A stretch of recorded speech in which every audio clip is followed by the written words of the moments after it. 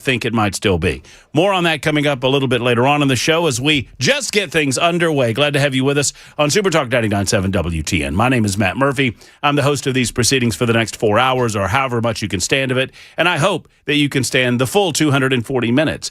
We've a lot of platforms to tell you about. Obviously, we're on the FM dial, 99.7 FM. Many of you listening to us on the FM dial, and we appreciate that in your automobiles, your homes, your places of business. If you're in your homes or your places of business, perhaps you've jumped over to the apps. We have multiple apps where you can find us, like iHeart, TuneIn, Spotify. Those are three. We have our own, Super Talk 99.7 WTN. Download and take us wherever you'd like to go. You can stream the audio of this show. I don't know if the video is streaming over there, but you can do that too, 997WTN.com. And then, of course, there's Talk TV, YouTube, Facebook, Twitter, Twitch, Rumble. Watch the proceedings as you listen. I don't know why you would want to do that. Look at me. My goodness gracious, nothing to look at. But I'll say this. If you like and subscribe those things, do you know how much that costs you? Do you know how much that? I know someone that knows how much that it costs you to like and subscribe. Ladies and gentlemen, introducing Ken Weaver to give you that update and alert.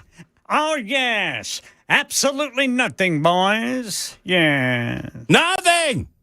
So do us that favor. I mean, just give us the old like and subscribe. It would help out our digital footprint very much. Hello, Kenneth. How about you boys? How you doing? I'm doing good. I got my trophy back. I watched that happen as the show began. Brother Jackson said, keep it warm for me, Ken. Is that what he said?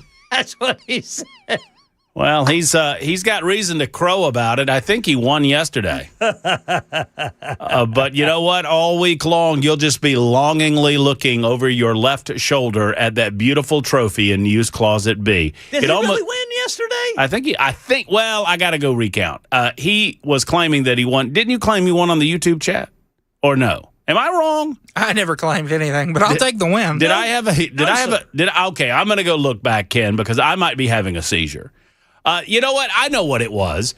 I know what I'm remembering. What's that? You know what happened at the end of the show yesterday? Ken, you had done your last newscast, and you were off gallivanting down I-24 to Murfreesboro, Tennessee. Yes, sir. And Jackson comes into my studio. You know, Jackson got locked out of the super text yesterday. He was beside himself because apparently he had been using Chris Webber's login information for this length of time, and someone finally realized that Chris Webber no longer worked for Cumulus. And by the way, for those wondering, I think he's doing great over in Georgia, and best of luck to Chris. So Jackson got locked out of the super text, and so he came into our studio, Ken, at 7:00 whatever, as Mark Levin was beginning his ranting and raving. And I said, what do you want? And he said, I need to look up something on the super text line. And I said, what? And he wanted to look at the people that voted for him. Oh. So he went in, y'all, Narcissism, thy name is Jackson. He went in, and there's a search feature in the super text program that we use. And you know what he typed in, Ken? Jackson. He typed in Jackson. Wanted to see who was talking about him yesterday. Just wanted to make sure that nothing slipped by. I really wanted to see the reviews of the Bill Clinton impression. They were solid. Let me tell you that. I didn't see a negative one. It was a solid impression. I didn't know how that went. I didn't know how that was going to play. You're looking dapper. You look like you actually combed your hair today. Congratulations. Way to go. Did you get another haircut, Brother Jackson? Nope. Just the pre-wedding one I got before Tyler's wedding. Man, that was some time ago. I only cut my hair like 3 times a year. I tried to get a haircut earlier today. You know what I've got to do, Ken? What's that? I have to stop talking about my barber shop. Why? Well, because everybody's going because now. He's too busy. Yeah. Lightning, I was, in his defense, I was a little late. I slung in at about 12:30. But I thought lunchtime, that's a great time to get a haircut, right? Mm-hmm. Everybody else is eating lunch. And I think I was 5th in line. Oh, there's too many people going to Lightning's in Mount Pleasant now because I talked about the $8 haircut that he provides. And it's the best $8 haircut you'll ever get. But I've got to get my ears lowered tomorrow or Thursday. So, because we've got goings on in Crossville, Tennessee this weekend, Ken. Got big doings. Going to Buc-ee's? I'm not going to Buc-ee's. I'm mad at Buc-ee's.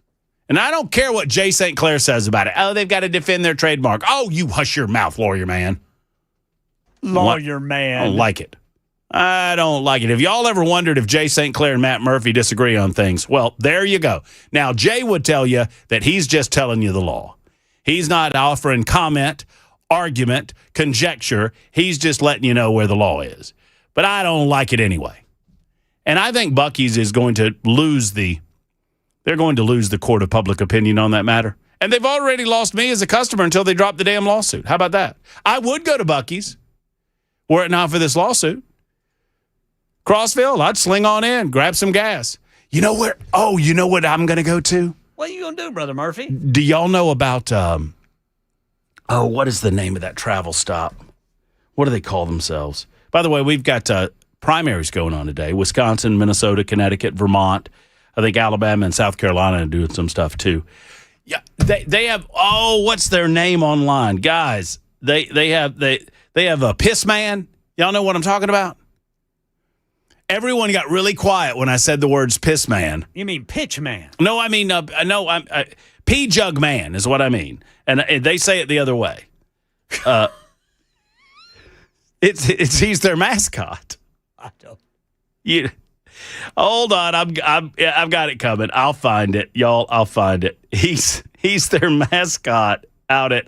It's a Salina 52 truck stop is what they call themselves online. What this is actually is it's a gas station across the street from Buc-ee's in Crossville. But if you go online it's Salina, CELINA 52 truck stop. It is some of the funniest parody you'll ever see in your life on Facebook. I follow them on Facebook. Interesting. But and I'm sorry to say this, I'm quoting now, Piss Jug Man is their mascot because in the truck stop, Ken, they're a truck stop, right? Right. And, because Buc-ee's famously or infamously, they don't allow trucks, 18-wheelers. Right. And so the truck's got to go somewhere. And so on the Salina 52 truck stop is across the street from the Buc-ee's in Crossville. I've stopped there before I knew about this website. So they run a Facebook page where they just make fun of themselves. And apparently it's a thing that truck drivers will not stop their rigs when they have to go to the bathroom. And so they use bottles or jugs to hold it. Yes. And then when they do finally stop to get gas or whatever, they just throw their jugs out. And so it is someone's job to go collect these. And so they've got this fella. Hold on. Here. That's their mascot. Can y'all see him? He's very. Is he holding a jug? No, Ken, he is the jug. Oh. And he's very angry. If you're not watching on Talk TV, you're missing out. Anyway, and if you're not following Salina Truck Stop, you're missing out. This is an actual place, by the way. Everything that they do online is parody and satire and very, very funny. But this is an actual place in Crossville that you can go to. And it's across from the Buc-ee's, And it's across from the Buc-ee's. So I'll go over there as opposed to going to the Buc-ee's when I'm out on my adventure Saturday, where I'll be at the I'm going to be at the Cameron Sexton Burgers and Brews event, I suppose. Oh, yeah. With 2,000 of my favorite friends. So we'll be, what we'll be doing over there Saturday, Ken? Drinking beer and eating burgers. Drinking beer, eating burgers, Cume Building. That's what we call it. Cume building. That's yes, what we sir. call it in the business, y'all. That's called Cume building. You know what that is, Jackson? You got to have that cume. You got to have that Cume, Jackson. You got to have that TSL and you got to have that Cume. Yes, sir. Well, the TSL helps you get the cume. Well, that's right. And the Cume helps you get the TSL. Yes, sir. And vice versa and versa vice. It's all about TSL. You know what TSL stands for, Jackson? Time spent listening. Way to go, Brother Jackson. Jackson. You know what? 2 days in a row I've been impressed by you. The Bill Clinton impersonation and now this. Yes, time spent listening. You want to capture the listening audience for as long as possible and have them listening for as long as possible. These are radio terms. Cume is the total number of people listening. So you got total number of people listening at any given moment, and then you've got the amount of time that they're listening. You put those things together, and it can be a pretty powerful thing. It can. Well, if you're trying to build Cume, then you're letting people that might not know about your radio station know about your radio station. Yes. And y'all should tune in, I'll say. And they'll say, oh, well, we'll think on it. And then they'll tune in. They always do. Anyway, that's this weekend. You're invited to join us. All right, lots going on today. Now, primaries in 6 states. We mentioned that to include South Carolina and Alabama. We'll talk about this primaries. Wisconsin, they've got a gubernatorial election up there that's absolutely insanity. Minnesota got elections going on, and we'll discuss those national issues as time allows. One breaking news story that I want to tell you about at the beginning of the show, it involves the United States Supreme Court. You want to give me something for breaking news? It can be Kazoo. It can be our horn guy. He's not been doing anything lately, considering that you've not been winning a lot in it. There we go. I'm glad to know you're still alive, sir. Thank you. Oh, he's got a bell. Oh, he's got a lot of instruments over there. There This we go. is a breaking news update on Super Talk 99.7 WTN. Well, I don't know that we needed all that, but we got it one way or the other. Donald Trump, the president of the United States of America, has said that he is celebrating the decision on the part of the United States Supreme Court Justice Samuel Alito. A late-night media post to Donald Trump celebrated that Supreme Court Justice Samuel Alito has decided to remain on the bench for another term. Trump's celebration puts to rest retirement concerns or retirement chatter amongst D.C. elites as the midterms raise the stakes over how long Republicans will retain the Senate majority needed to confirm any eventual successor. Great news for our country, wrote the president. Supreme Court Justice Samuel Alito has announced he is staying for another term. He is one of the greatest of all time. We are all lucky. Alito confirmed last week he plans to remain on the nation's highest court for its coming term, batting down months of speculation that he might retire while Trump is still in the White House and Republicans retain control of the United States Senate. Alito said in an interview with the Wall Street Journal, "Obviously, I'm here for another term. The Supreme Court's term begins in October and typically concludes with final opinions in late June or early July." Alito and fellow conservative Justice Clarence Thomas, 78, have faced calls from conservatives to step down. Now we're trying to manipulate this system. It feels like a little more so than we used to. There was a time when I was a kid, I thought that they had to serve until they died, like the Pope. And now I know that neither of those things is true. No, not only do Supreme Court justices not serve until they die. I mean, they can, I suppose, Ruth Bader Ginsburg and others. But they are perfect. It's perfectly permissible for them to retire. Now, I didn't think the Pope could retire, but apparently it's okay for the Pope to retire too because, well, the Pope has. But I'm not Catholic, so I won't get into all of that. Donald Trump obviously has appointed Neil Gorsuch, Brett Kavanaugh, and Amy Coney Barrett, and it gives the court a decided, my opinion, constitutional advantage, not conservative advantage, but a majority that believes in their role as calling balls and strikes, a constitutional role, and they are not to put their thumb on the scale in any way. Alito told the Journal about the calls to retire. It's not pleasant in the sense that it's a reminder of mortality. It's like, what are those vultures doing up there? They're flying around, but it goes with life tenure. The window to replace one of the court's older conservative justices, the oldest, with a younger jurist who could potentially remain on the bench for decades to come might narrow, I should say, considerably after November.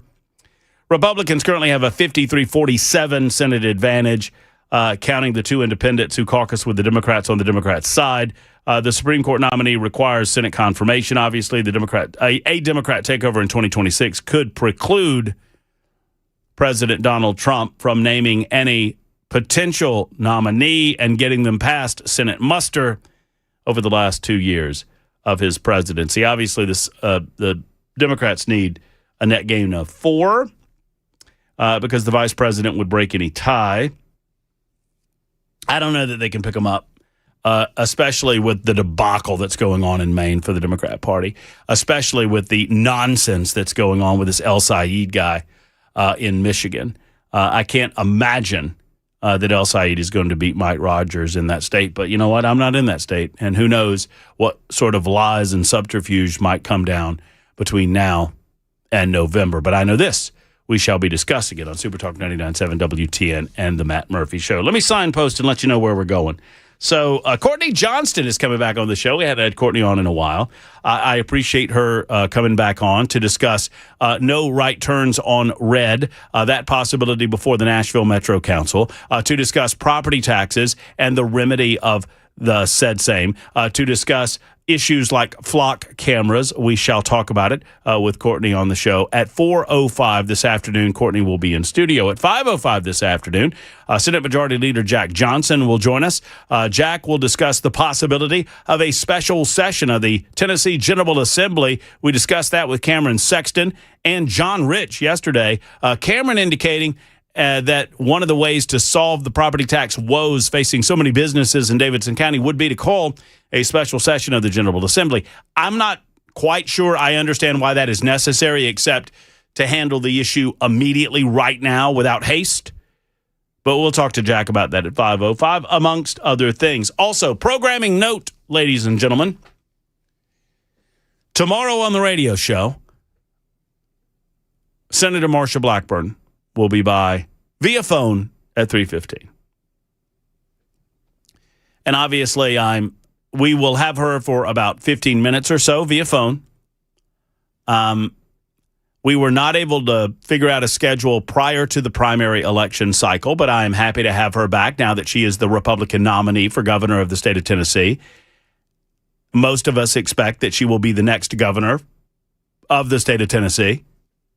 I fully expect that she will be the 51st governor. She will dispatch of Jerry Green with relative ease.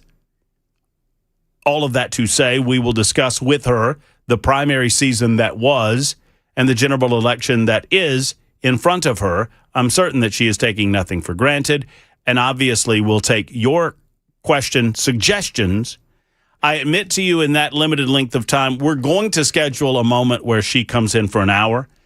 I am certain that we'll make that happen before November. But in our limited time frame tomorrow, we will not be able to take callers. That is my decision, not hers. She's not asked anything of this interview. So I just know that in that length of time, we have very, very few questions that we'll be able to get out. We already will not be able to get to everything. But of course, we'll talk to her about the primary. We'll talk to her about the general election priorities and whatnot, coming up tomorrow at 3:15. Looking forward to that conversation. 24 after the hour. Looking forward to your telephone calls. 615-737-9986. 615-737-9986. Either via phone or text. It's the Matt Murphy Show on Super Talk 99.7 WTN.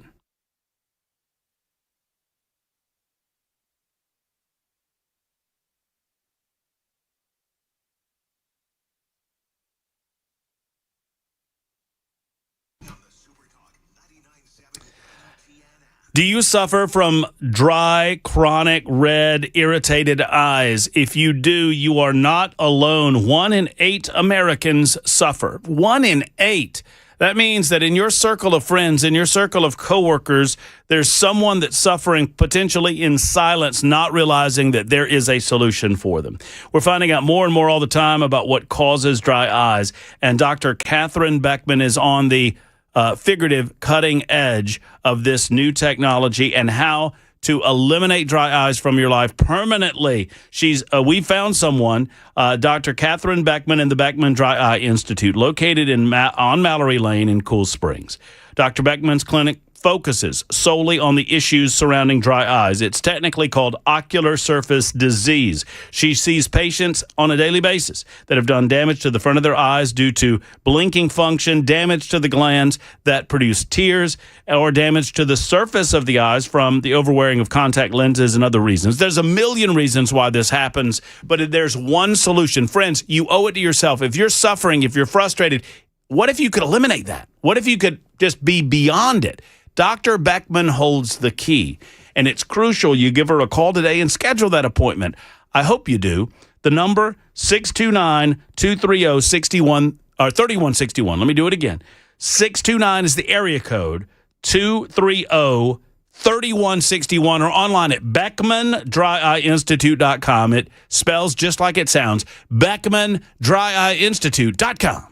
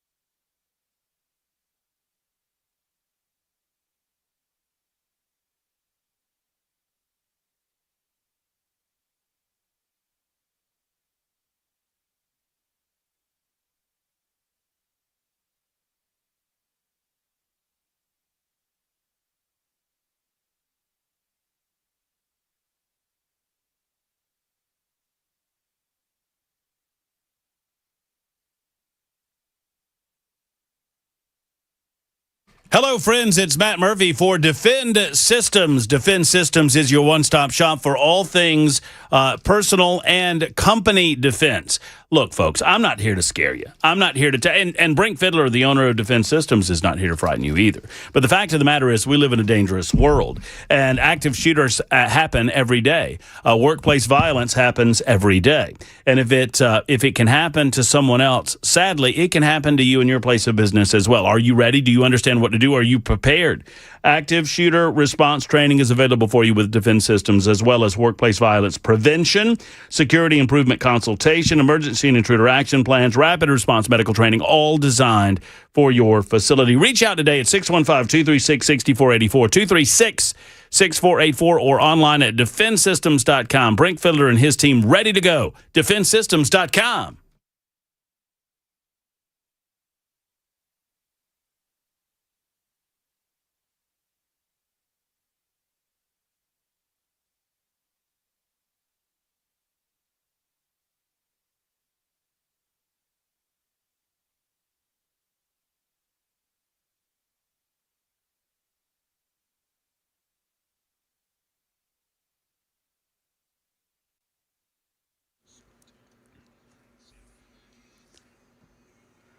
.30 on the dot. I'm Ken Weaver with your top stories. We've got a heat advisory in effect until 9 o'clock Friday night for feels like temperatures of 105 or higher. Got the full forecast and traffic in 5 minutes. Man, they've got deadly weather in Ohio right now. Tornado warnings, flooding, a lot of high water rescues. Here's Governor Mike DeWine. Sadly, we have had one fatality in Roseville. One fatality that we're aware of. This was an individual who died simply because they had an emergency and they could not get to that individual. Yeah, at least 2 counties placed under state of emergency so far. Governor DeWine expects more. Right now in Nashville, Speaker of the Tennessee House Cameron Sexton telling WTN's Matt Murphy Show he has discussed with Governor Lee, calling a special session to intervene in local property taxes, especially with what's going on in Nashville. He was prompted by country music superstar John Rich, who tells Murphy even numerous Democrats have called him to say something's got to be done. And I asked Speaker Sexton, I said, sir, can you imagine the Super Bowl, which is coming to Nashville? The Super Bowl on worldwide TV, and you look down Broadway and there's only about 20 to 30% of the neon signs still turned on. I said, that's what we're looking at. That is going to happen. Speaker Sexton says the House has made progress on a property tax cap bill that would also limit unrealized gains on one's property. And Metro Council members want Nashville Electric Service to show proof that its more aggressive tree trimming program is reducing power outages. The policy increased required clearance around power lines from 10 feet to 15 feet after this year's ice storm. Channel 4's Braden Ross says some residents have complained about how much of their trees are being removed. At a Transportation and Infrastructure Committee meeting Monday night, NES said they are collecting data on how it impacts outages. They also argued the 15-foot clearance could keep line workers safer when they're working on repairs, especially during a storm. When you've got a wet tree limb behind you moving around, that's a grounded surface. Our guys are insulated on an insulated bucket working on an energized conductor. If I've got a grounded surface that comes in contact with me, I've got a fatality. The Transportation and Infrastructure Committee plans to meet with NES again in March for an update. That's the latest news, traffic, and weather next. I'm Ken Weaver, WTN News.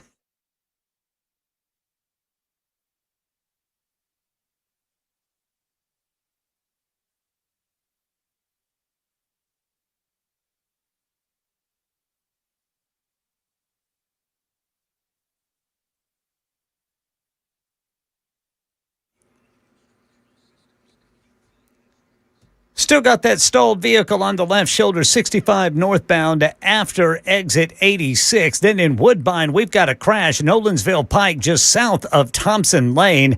It is complete stop-and-go traffic if you are westbound 24 trying to get to Jolton, and brake tapping going on northbound 65 up to Goodlettsville for that construction there. Then around downtown, you've got the usual slowdowns northbound 65 to the South Loop, eastbound 440 over to 24. Then that continues eastbound 24. Northbound North Loop is backed up, and a lot of that is due to that crash up there at the downtown split. I'm Ken Weaver.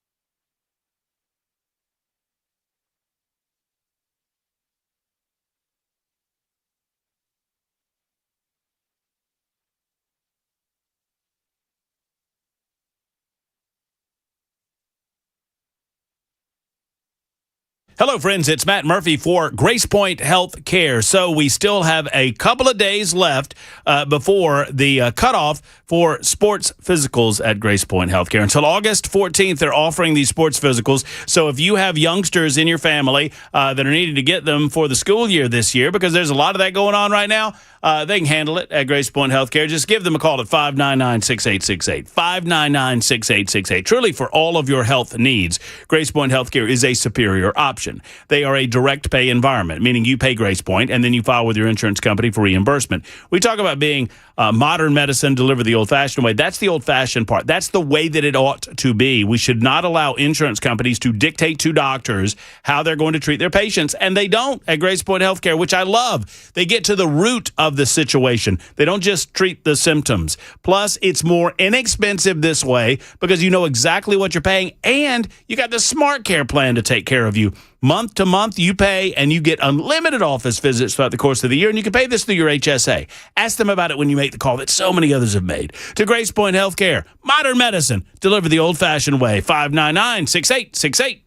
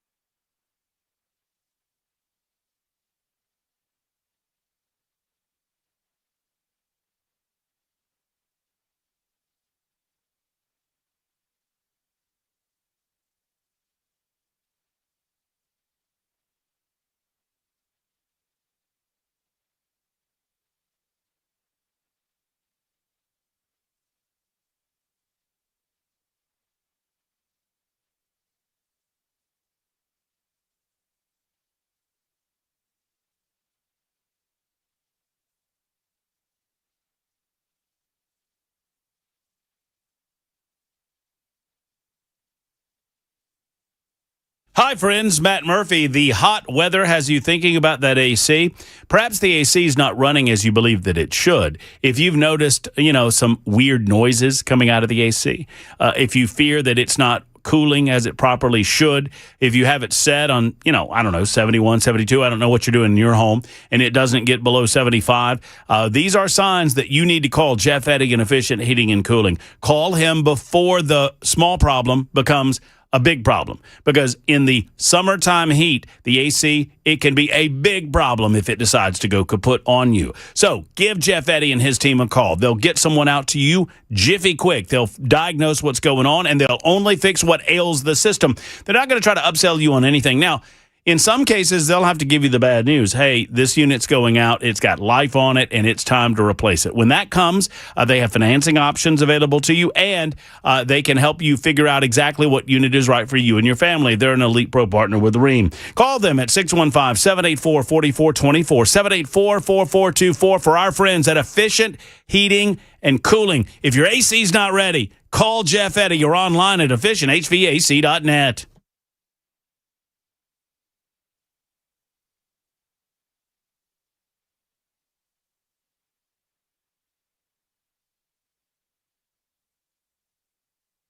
Oh, we got a nice little, listen to this here. 2727 says, hey, Matt, just leaving Dr. Beckman's office. She's awesome. She is awesome. And she can assist you in any and all of your dry eye needs. Go to BeckmanDryEyeInstitute.com if you've not already. And I'm glad to hear that some of you are utilizing her incredible expertise. That's great news. 39 after the hour, 615-737-9986. Mike is in Mount Pleasant. Mike, what is going on? How you doing, sir? I'm doing good. How are you? How's your mom? She's getting we got a little bit better. She had a good day yesterday. She had a setback today, but it's getting a little bit better. That's good. That's good to know. I did get told that the next time that she goes to the doctor that if I raise my voice again, that I will be escorted out by the police. So, well, don't do that, Mike. Don't. Hey, if that, well, I'll say this: I wouldn't wish that to happen, but if it does, give me a call. I'll bail you out. you know, whenever you do stupid things and you make it harder on somebody that's in their 80s, as a son to a woman that has been nothing but a saint to me, I get very emotional with how people treat my mother. Well, I mean, there's no shame in that, my friend.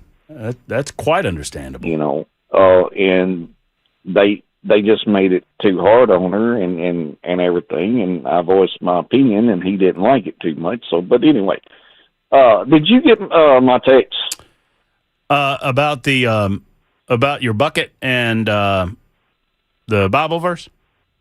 Well, I did, by the way, and I have a request. Today. I have a request on the Bible verse, and I've not heard back, so I'm waiting on that. I got your container. I don't know that I did, Mike. Well, you know, I told you last month my water bill doubled. You did, yes. Well, guess what? It doubled again. Again? Yeah, I got a water bill that's over. It's almost doubled. It like $20 doubling again.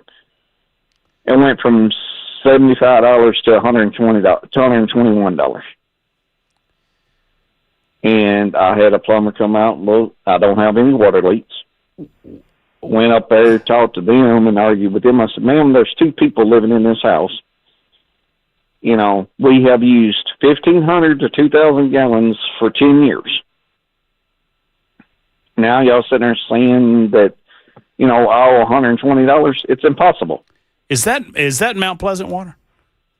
Yeah, it's Columbia. Columbia Power. Oh, well. Unfortunately, it's Columbia. I mean, that might be these rate increases, Mike. That's what I'm worried about. I'm worried that, I mean, you need to call. Here's what I would recommend. I would recommend you you need to find out if somewhere on that bill it shows you the amount of usage and then compare that to months previous. And if the usage amount is similar and the price is going up, those are just rate increases. Well, they're saying that I've increased in the gallons of water.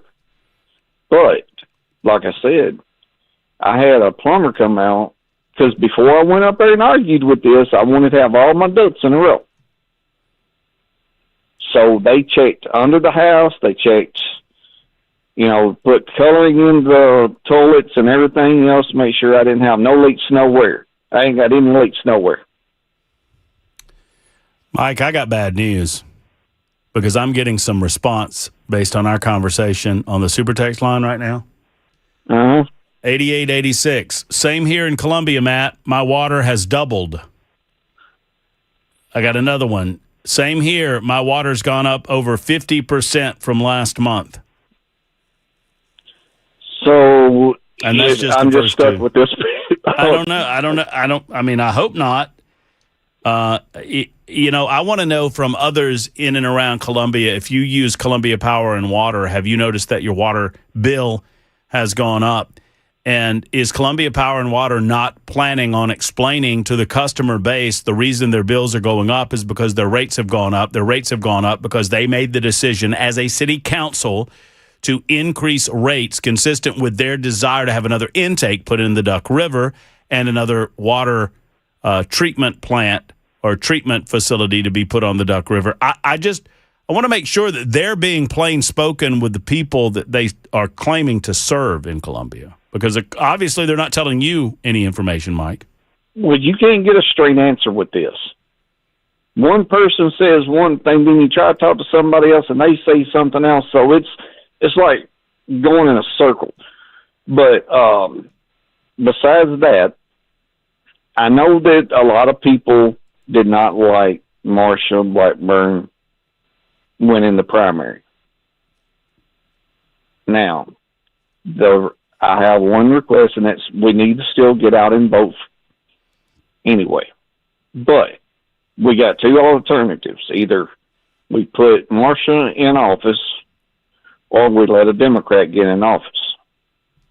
And the Democrat that is proposing that is on that ticket is a crazy lady. She wants to ban. She wants to ban all their guns and everything else, and do all this progressive stuff. So make sure we get out and vote. Well, that's well spoken. I will agree, and I concur with that analysis. I understand that there are more people that did not vote for Marsha in the Republican primary than did. It is up to her and her campaign and her surrogates to repair that breach with some.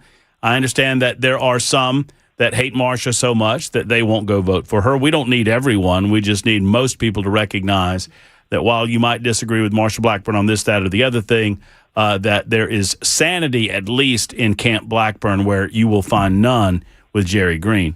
That said, circling back to the Columbia thing before I have to go, check on that bill to see if there's a rate anywhere on the bill. And if there's not, here's what I would recommend, Mike. I'd recommend you call them back, be very pleasant with them, obviously, and say, I need to know if my bill has increased month to month because of more usage or because of a rate increase. I just need you to tell me which it is.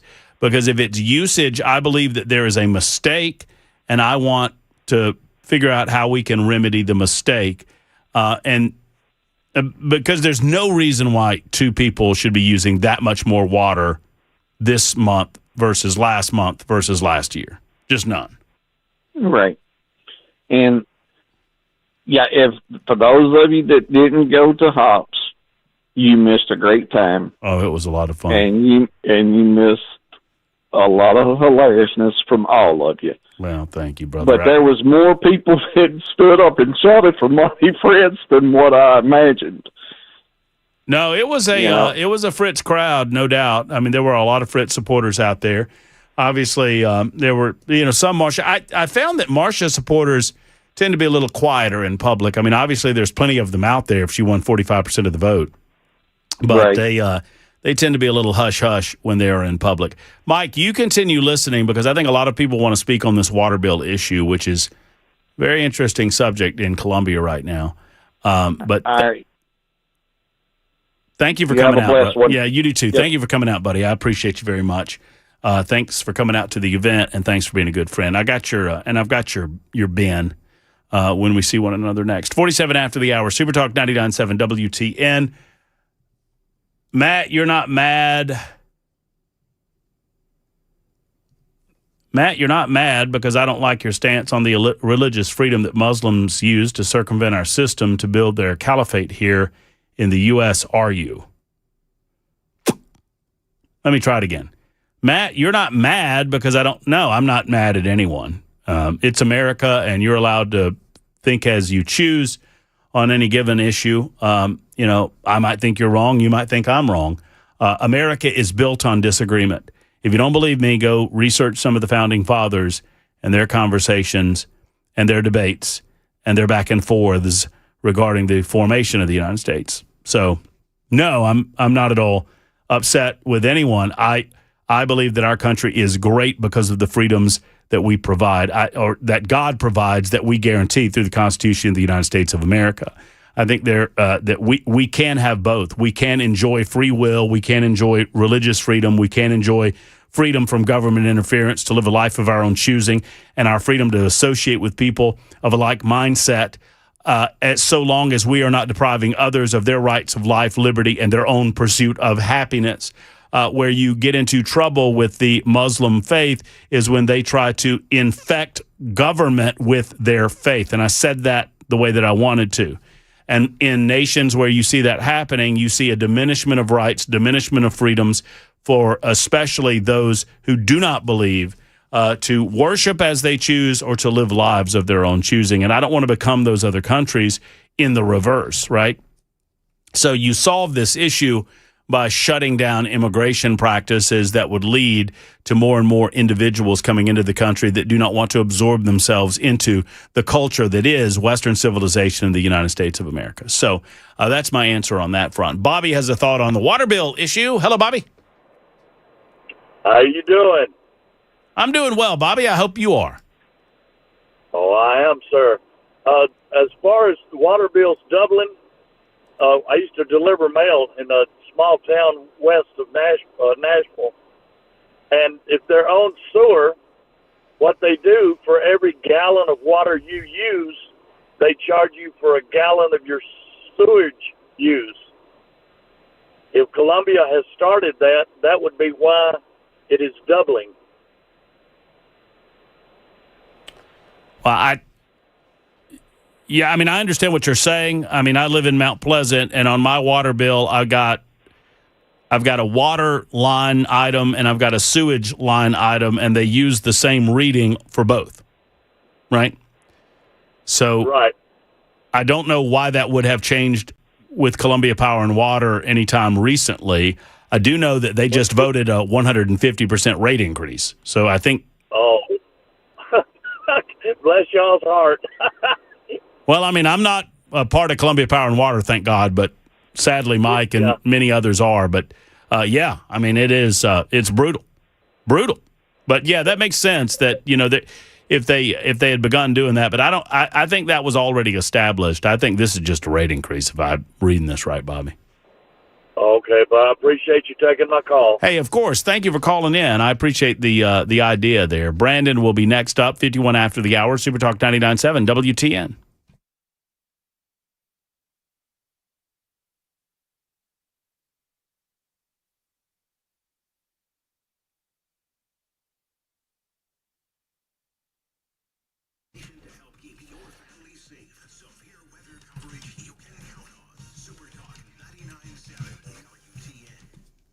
Hello, friends. Matt Murphy for the Tennessee Men's Clinic. The Tennessee Men's Clinic is as simple as it gets. They are men-centric healthcare that helps you get back in the game, fellas, especially when it comes to intimacy and romantic relationships. That's right. Sexual activity is important for relationships. And if you've lost a step or two, man, you don't have to live like that. Get back in that game with the Tennessee Men's Clinic. 4 separate locations to serve you. One's in Nashville.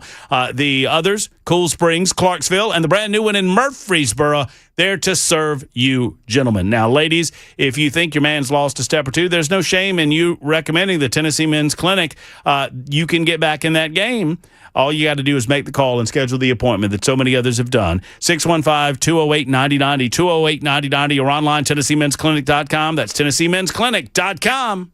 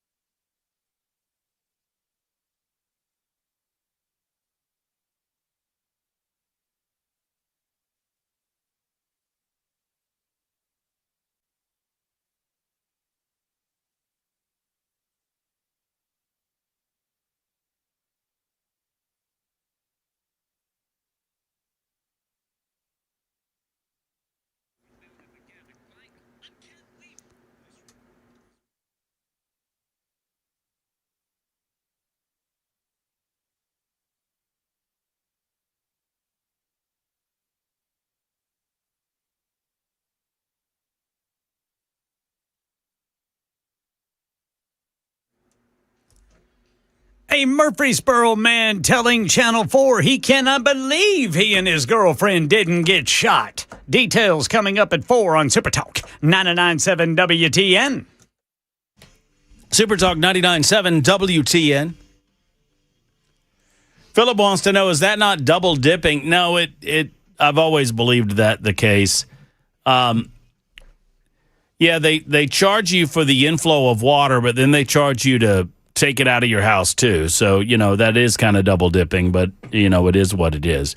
They charge you for the water usage that comes into your house, but then they charge you for the process of getting it out of your house and back to the wastewater treatment facility and all of that sort of thing. Those are two different charges. So water intake is one thing and sewage is another. Is it double dipping? Well, I mean, sure, if you want to look at it that way.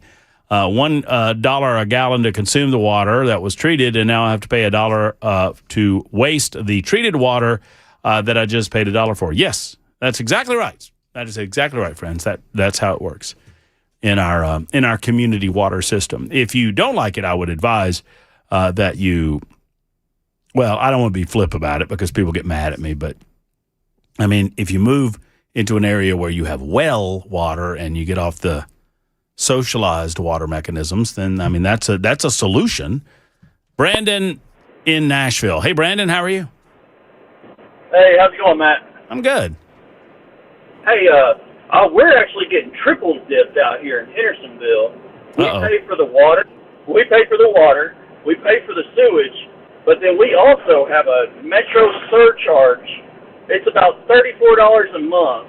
My bill's about $70, but then with that extra $30, it makes it $100 and something. And I don't understand why we're sending our sewage to Metro. Why can't Hendersonville have their own utility? We have Hendersonville Utility, but for some reason we send our wastewater to Metro. It makes no sense to me why I'm getting charged triple now. Have you asked anybody? Yeah, it's on our bill. It's on our bill, and I've called the Hendersonville Utilities, and they're like, "Well, we just send it to Metro, and they treat it for us." Oh, okay. Then why am I getting charged for that? And that seems to be everybody in Hendersonville. So there's a charge for bringing it into the house. There's a charge for carrying it out of the house, and then they charge you extra for getting it over to Metro so they can treat it. Correct. Was this relatively new? No, this has been on there for a while. I've lived in Hendersonville for probably about 4 years, and every year they also send us a paper saying, "Oh, your bill's going to go up by 1.5%," and that's been every single year I've lived there. Yeah. 1.5%. And also, I live in an area where I get NES. Hey, Brandon, I'm sorry I got to do it. I got to scoot, though. I got to get to the news here at the top of the hour. Thank you for the telephone call. I'm sorry to cut you off. We've got Courtney Johnston coming up next, Metro City Councilor, to talk about turning right on red, maybe some water usage. I don't know what else we'll talk about. We'll find out together on Super Talk.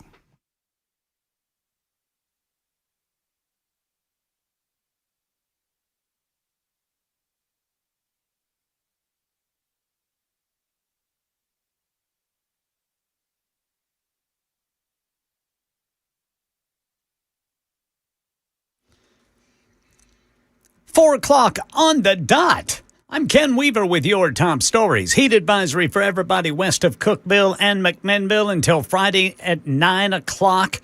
That's Friday night at 9 o'clock. We could see feels like temperatures at 105 or higher right now in Music City. It is no picnic, 92 degrees, but the heat index has fallen below 100. It's only 99. Got the full forecast and traffic in 5 minutes. Well, at least one person's dead, and states of emergency being declared due to severe storms, prompting tornado warnings and high water rescues in Ohio. This is Governor Mike DeWine. The odds are that we're going to have continuous problems with flooding for the next several days at least. Yeah, he says he's deployed the National Guard to help. Here in Middle Tennessee, a man tells Channel 4 he cannot believe he and his girlfriend were not hurt after someone opened fire on other people at the Brookwood Terrace Apartments in Murfreesboro. They drove off and left. The guys took off running. I was going to pull off, and then someone told me to stop and look at the truck. Well, I looked at my truck. It had been shot.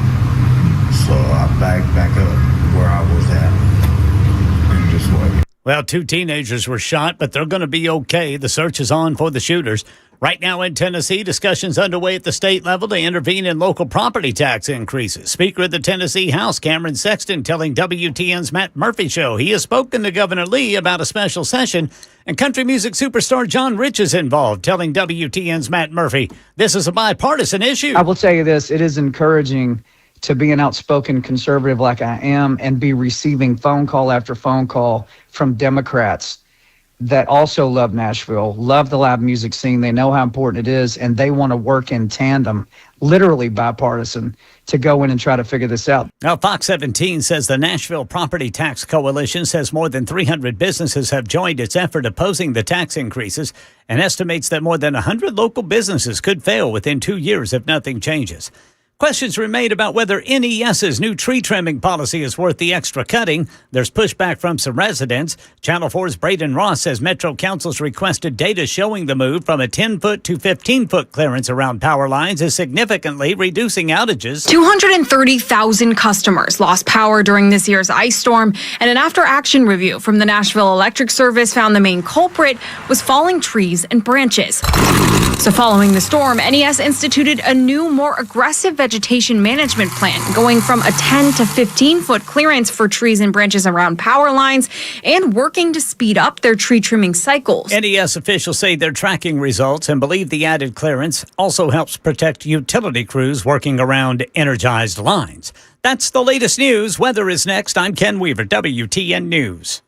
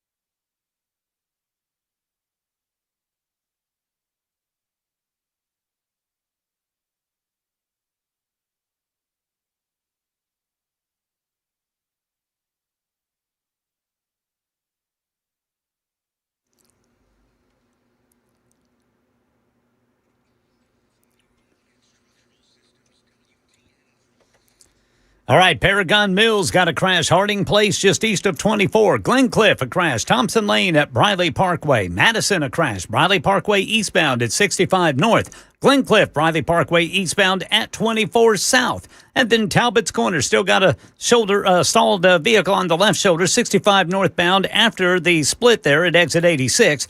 And on the south loop, a crash going eastbound at 4th Avenue. Nolensville Pike at Edmondson Pike and Wallace Road. Also in Woodbine, Nolensville Pike south of Thompson Lane. And now at Opryland, Briley Parkway northbound at McGavick Pike. I'm Ken Weaver.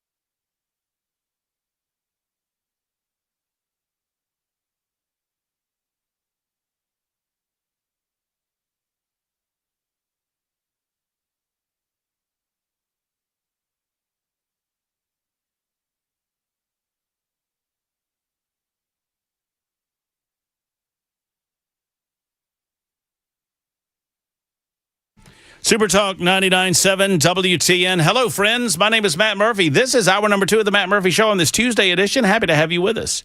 It is already August 11th. My goodness. Football will be here before you know it. See, normally, is Weaver not back there? Normally, I throw the football out there and I get one. Oh, you didn't have him up. Uh-huh. Okay, that's fine. One way or the other, thank you for being with us on episode 1094 of the Matt Murphy Radio Show. And I'm very excited. Jack Johnson coming in next hour. We'll talk about some state matters to include what the state may or may not have to say about increases in the Metro Nashville property taxes that are impacting businesses to the point that business owners are collectively saying, listen, we're not going to be able to afford this anymore. If you continue to expect us to pay this tax burden, eventually we are going to have to lay down. We are going to have to shutter our doors. We're going to have to go out of business, and we're not threatening. We're just trying to alert you to the reality of the situation. Now, one would hope that the Metro Council would become aware of this and figure something out. There are some sensible members on the Metro Council, believe it or not. I know that it feels like there aren't, but there are, and one of them is sitting right in front of me. Her name is Courtney Johnston. She is a member of the Nashville Metro Council, and she joins us to talk about these and many other matters. Welcome back. Hello, thank you. How are you? I'm good. How are you? I promised you last time you were on that I wouldn't yell at you, and then I yelled at you. Right. And then later on I said that I owed you an apology, and I did apologize to you. You did? Without you here. Oh, okay. And so now I'm doing it again. But you called as well and apologized. I did because I was because sometimes I yell at my friends when I'm mad at things that they're mad at too, but they don't have any control over, and then I start yelling at them because I can't yell at the people that are really responsible for it because they won't come on the show. Because you're grumpy. And I am grumpy. And you said earlier you're grumpy, which is not a good sign. No. I'm grumpy about all the right things. Okay. Oh. I'm grumpy about all the right things. All right. Like the silliness that's going on in the Metro Council. And I think you're grumpy about it too. But I don't want to put grumpy on you. No, I'm not grumpy. Let's you want to start with the no turn on red. Listen, whatever you want to start with, let's go. Well, let's just start with this. How's life on the Metro Council right now? Good? Well, we passed the stuff with the data center, which was really frustrating. The whole process was very frustrating. So at least we're past that to a certain extent. I don't think that data center issue is over with by any stretch of the imagination, but it's the legislation anyway has passed. Tell me what it does. Well, the moratorium? The moratorium, yep. It was supposed to end. It originally was ending when we passed the text amendment, which the text amendment was just defining data center as a land use in our code for the purposes of regulation. Because right now, or before, we did not have that. It was just basic industrial. They were putting it under warehouse or general office, which a data center is not warehouse or general office, arguably. Yeah, that's fair. And so we needed to define it. It's a relatively new land use, and it's getting obviously more a lot of attention. A lot of attention. A lot of attention. Yeah. Especially when the panda bears or whatever they're over there. So the moratorium was going to go into effect until that bill passed, but we extended it because the mayor's executive order, I forget the number, was asking all of the Metro departments and other agencies what they needed to do in response to this new data center use. And we're anticipating legislation needing to be filed in response to that. And so we're not quite done. And so it's like, well, let's make sure that we're doing this holistically. So let's keep a moratorium in place until December 1st to give us enough time to hear back from the departments, which that deadline is August the 15th. And draft whatever legislation, work through that, and then the moratorium would end. So that's what that does. Where are you, stripping away some of the emotions of the moment on this subject? Where are you, generally speaking, on? Because for me, I get it. If data centers are going to be a strain on electrical or water, then they need to be separated out, like it sounds like you guys are doing, and they need to be treated differently than other uses of property. And we need to make sure that they're not putting a burden on the system that they're not paying for. Yeah. But then there seems to be more than that going on here. There seems to be a general anger about data. It reminds me of, the city dump, right? Everybody knows that we need them. Everyone recognizes that we use them. No one wants them anywhere near them. And if any city council brings up, hey, we're thinking about bringing a dump to town, they get destroyed. And that's what it feels like is going on a little bit. There's a lot of hysteria around it, and I use that word purposely because there's just some panic around some propaganda. And I think data center is being used broadly, and there's different types of data centers. I mean, there's data centers. We have one in this building. Yeah. I mean, we have servers in the building. That's a data Right, center. and it really is just a server room, and there are different sizes, different wattage, consumption, all of that. But so you define it that way, and you're exactly right. I think there's a place for everything. We certainly in the United States would prefer to have our data centers here where they're protected because they're going to be built somewhere on planet Earth. I wouldn't want them anywhere else. I would want them here where we could protect our own data. And so where do they go? And I've used the landfill example multiple times. We have to have these things because it is just part of our daily life that landfills are necessary. So are sewage treatment plants, not to bring up the water thing, but it's all of these things that we have to function as a society. But there's a place for them and there's a place not for them. And so that's what the text amendment did, was figure out where are they most appropriate and how can we mitigate the usage of our infrastructure. Were you understanding? I mean, it occurs to me that you were kind of and all of y'all on the council were kind of in the epicenter of how this thing blew up. And it was the zoo that blew it up, right? And it was the concern that this was going to impact the God's creatures on zoo property in a way that I guess we weren't concerned about the humans being impacted.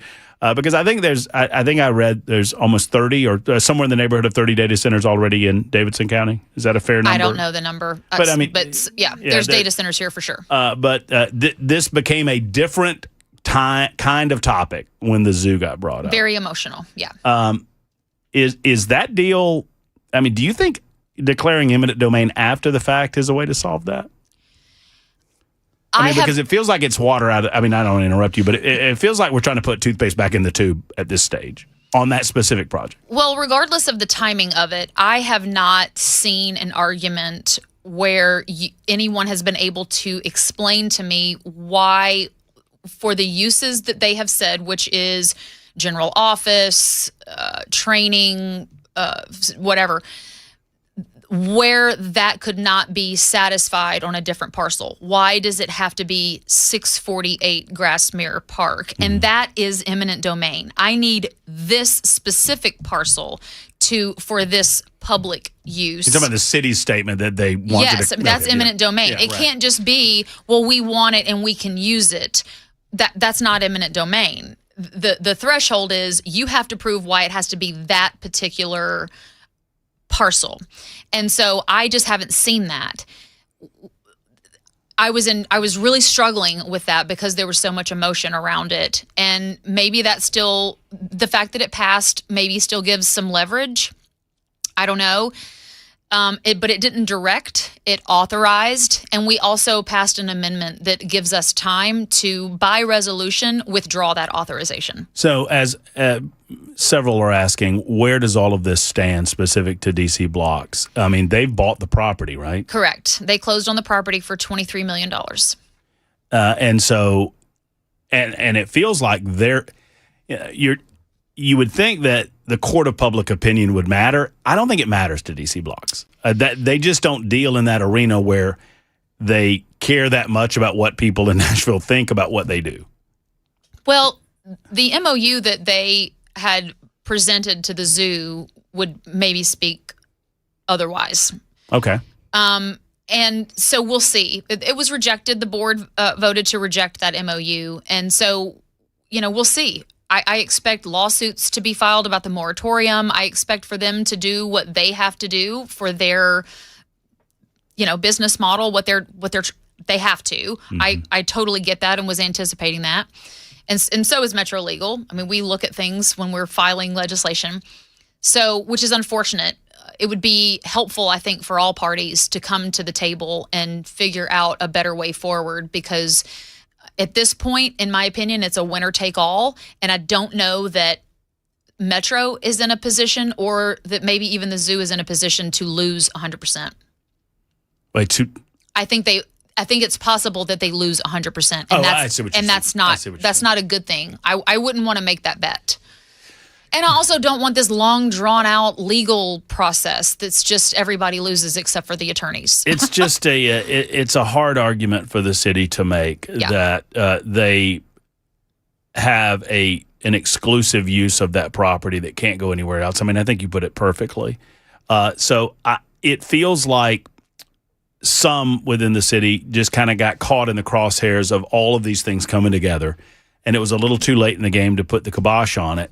And all that I don't know. I mean, I'm assuming the eminent domain idea came out of the mayor's office. I'm not sure, but it did. And it's like, okay, in an election year, because we're in election season now for Mayor Freddie O'Connell, I've got to at least be able to tell the people that I tried to do something, even though it's not a winning thing. To me, that's just going to be a lot of waste of time and money that the city already doesn't have enough of for a losing cause.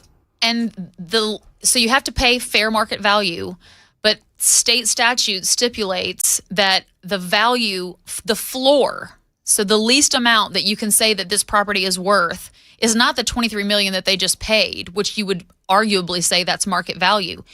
It's the assessor's value, and the assessor assessed that property at $37,400,600. So that is the least amount that we would have to write that check for. And I can't justify and that. I would certainly think that the DC Blocks thing they'd go into court and they would argue and that it's worth much more than that. They will argue that their project is vested, which gives them, a commercial use and yada yada. It's again, it all plays out in court. It takes forever. It's very expensive, and the only ones winning in that, as most people know, are the attorneys. You got to laugh to keep from crying, and I just love going online and looking on my Twitter feed at all of the people firing off angry tweets about data centers. I get amused because I'm like, well, you just used a data center, so I don't know what to tell you. You just used a data center to fire off that tweet. Everything we do in our life. I mean, I think people are maybe becoming more aware that we've gotten to a place in our society, in our lives, that everything we do, every transaction that we make at a commercial establishment involves a data center in some form or fashion. It just does. Whether you're paying with cash or not, the business establishment is using a data center they're utilizing data center technology in their business. Absolutely. They just are. So absolutely. All right, let's take a short time out. Courtney Johnston's with us. We're going to talk about right turns on red because why not? Why not? I mean, and you just told me some new information that I didn't realize about this specific case that brought all of this up. We'll talk about that in a moment. Y'all won't believe this. It's 20 after the hour on Super Talk 99.7 WTN.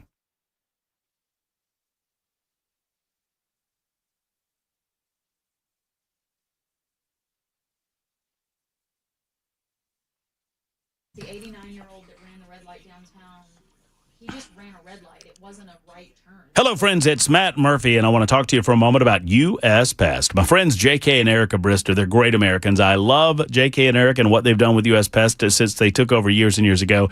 They've grown it by leaps and bounds. They're a great company to work with, as I do. They're a great company to work for. And so if you're looking for a new position, if you're looking for a new role in a company that believes in you and will treat you well, you could do a lot worse than U.S. Pest. Go ahead and give them a call. I'm going to give you that telephone number in a moment. Also, if you need pest control, 100% money-back guarantee on everything they do at U.S. Pest, from termite protection, basic bug control and bug protection, yard protection. They do it all at U.S. Pest. It is bug, I like to say it's bug sex season. I've never asked the people at U.S. Pest if that was okay, but it is. I mean, I think it gets to the heart of it. I mean, they're making baby bugs, and they want to live in your house.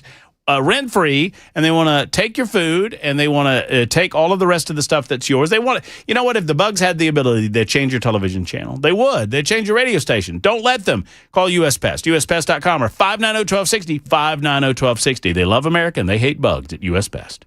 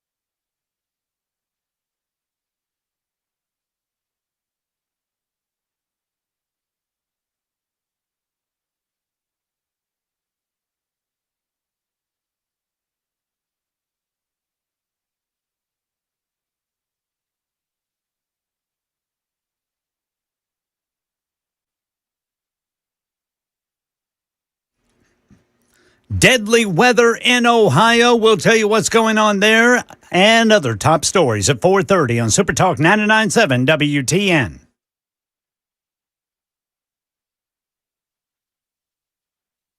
Super Talk 99.7 WTN. Matt Murphy Show. Thank you for being with us.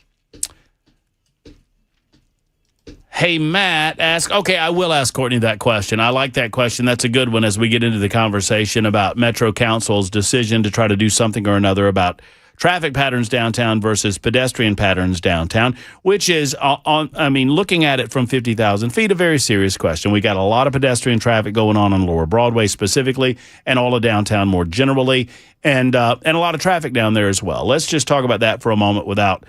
and I obviously know that the specific case of this tragedy has brought this up before the council. Give me your overall thoughts. Is this a problem that we're dealing with?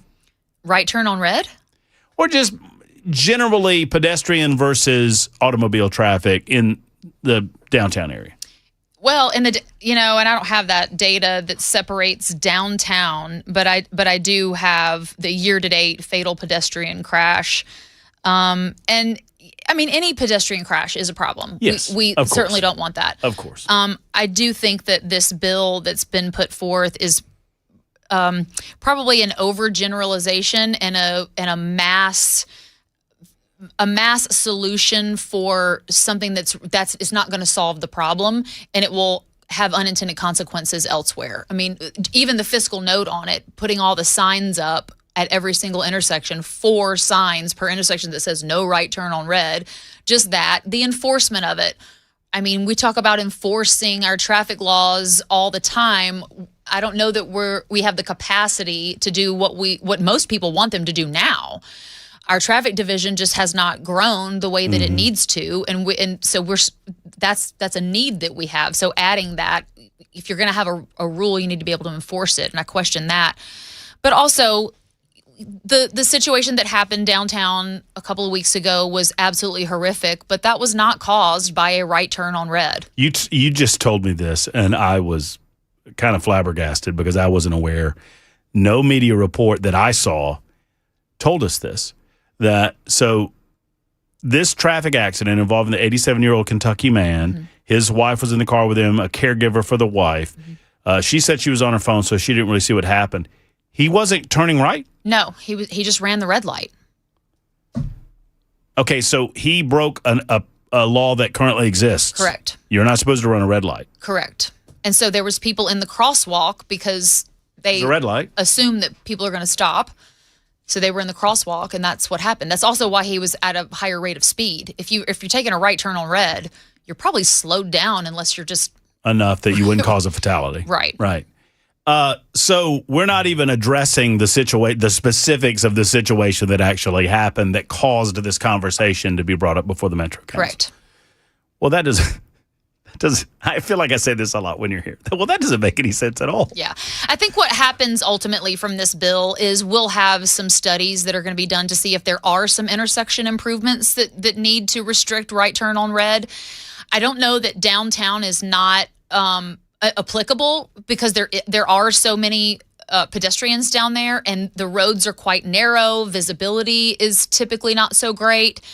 So is that something that we need to look at? Maybe. And so maybe this bill starts that conversation, which I'm fine with, but I don't see that this bill in this form passing. And it would involve, if this bill happened, what is the designation? The urban services district. Which, you say that and you think, oh, that's just downtown or that's right. No, it is not. No. It is most of the county. Right. I'm out in Creve Hall and I'm in urban services district. So, and it meanders. If you look, just Google the map, you can pull it up, and it's a weird, designation, but it's out there near the lake. Yeah, for goodness sake. Yeah. If you receive trash collection by the city, you're in the urban services district. And it would impact, if this passed as presented, it would impact all of that. Every single intersection would have to have signage. Yes. Where do you think the council is? I think it starts a conversation, but I don't think that it moves forward.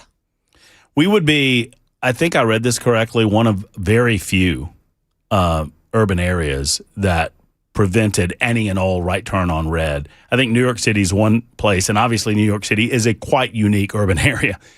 Maybe Chicago, and I don't think there's many others. I just, I understand the desire to want to prevent as many tragic pedestrian deaths as possible. Yeah. You've got the numbers. I mean, everyone is bad. But I just don't feel like this is doing that, particularly when you bring the information that this didn't involve a right turn on red. Right. Well, and right turn on red keeps traffic moving. Everybody complains about congestion, so that's a way to keep traffic moving. It is appropriate in some intersections. Certainly, there's one on West End when I can't remember the street you're coming there's off a of. site but problem. There's always some sort of visual problem. Exactly. So you take those on a case-by-case basis and eliminate those. Correct. And look, if it becomes enough of a problem that automobile traffic and pedestrian traffic are coming to loggerheads, then, I mean, I know no one wants to talk about it, but you can make portions of Lower Broad pedestrian only if it's that much of a problem. Yeah. And leave the rest of the city alone. I think this tragedy that happened with the 87-year-old, I think hopefully what this does is speed up a conversation that we have been having for years now, and the funding has been there for years, and it's between TDOT and NDOT and THP and MNPD about the retractable bollards to stop all traffic on certain areas of Broadway during certain times.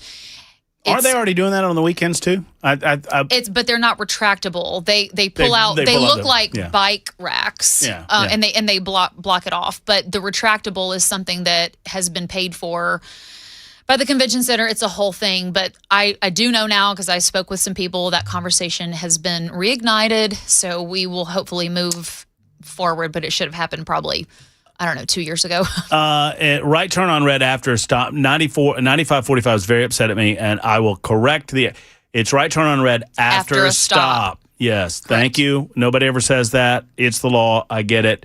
And duly noted 9545. When we return with Courtney Johnston, we'll talk about property taxes, maybe some flock camera conversation. I'll ask Courtney Johnston if she's going to run for mayor of the city of Nashville in 2027. That's coming up next on Super. Don't see, she's already. You see that look? You see what she did? She kind of did the eye roll thing. No. People want you to run. I'm looking at the comments. 615-737-9986. It's Super Talk.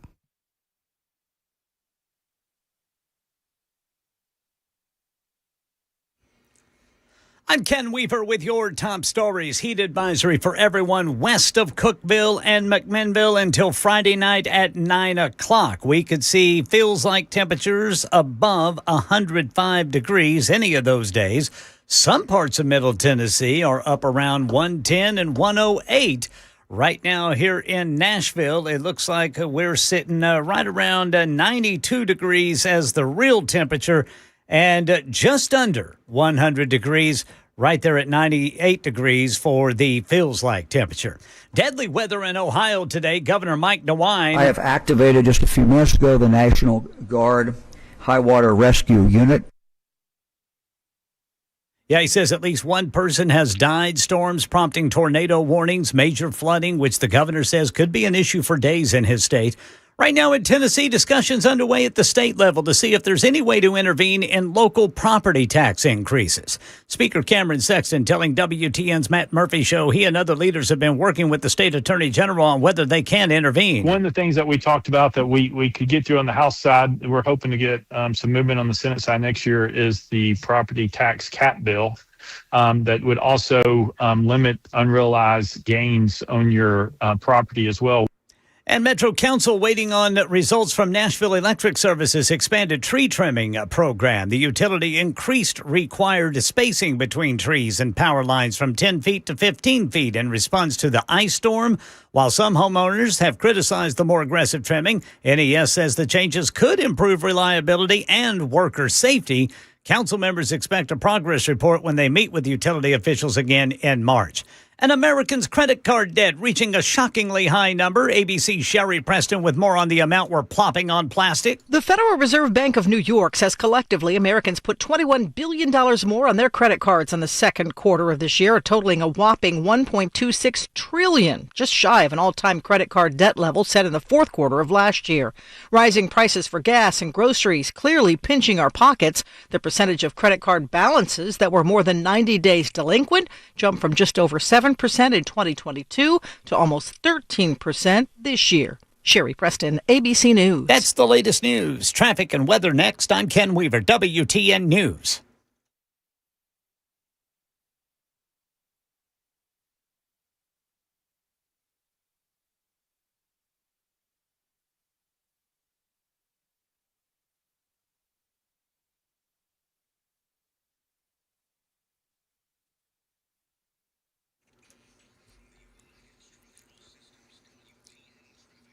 All right, going westbound on the East Loop, we've got a crash on the right shoulder at Jefferson Street. Glencliff, Thompson Lane at Briley Parkway. In Madison, a crash. Briley Parkway eastbound at 65 North. Also in Glencliff, Briley Parkway eastbound at 24 South, there is a crash. There's a crash in Madison, 65 southbound at Briley Parkway, Ellington Parkway. In Murfreesboro, a crash blocking the left lane, 24 westbound past 840. And back here downtown on the South Loop, going eastbound there at 4th Avenue, there is a crash. Checking the usual slow spots. Boy, it is really slow going down through that construction northbound 65 up to Goodlettsville. And then both directions 40 between the 440 split and downtown. Northbound 65 to the south loops like a parking lot. So is eastbound 440 over to 24. And then it looks like eastbound 40 is backed up before you get to the north loop. I'm Ken Weaver.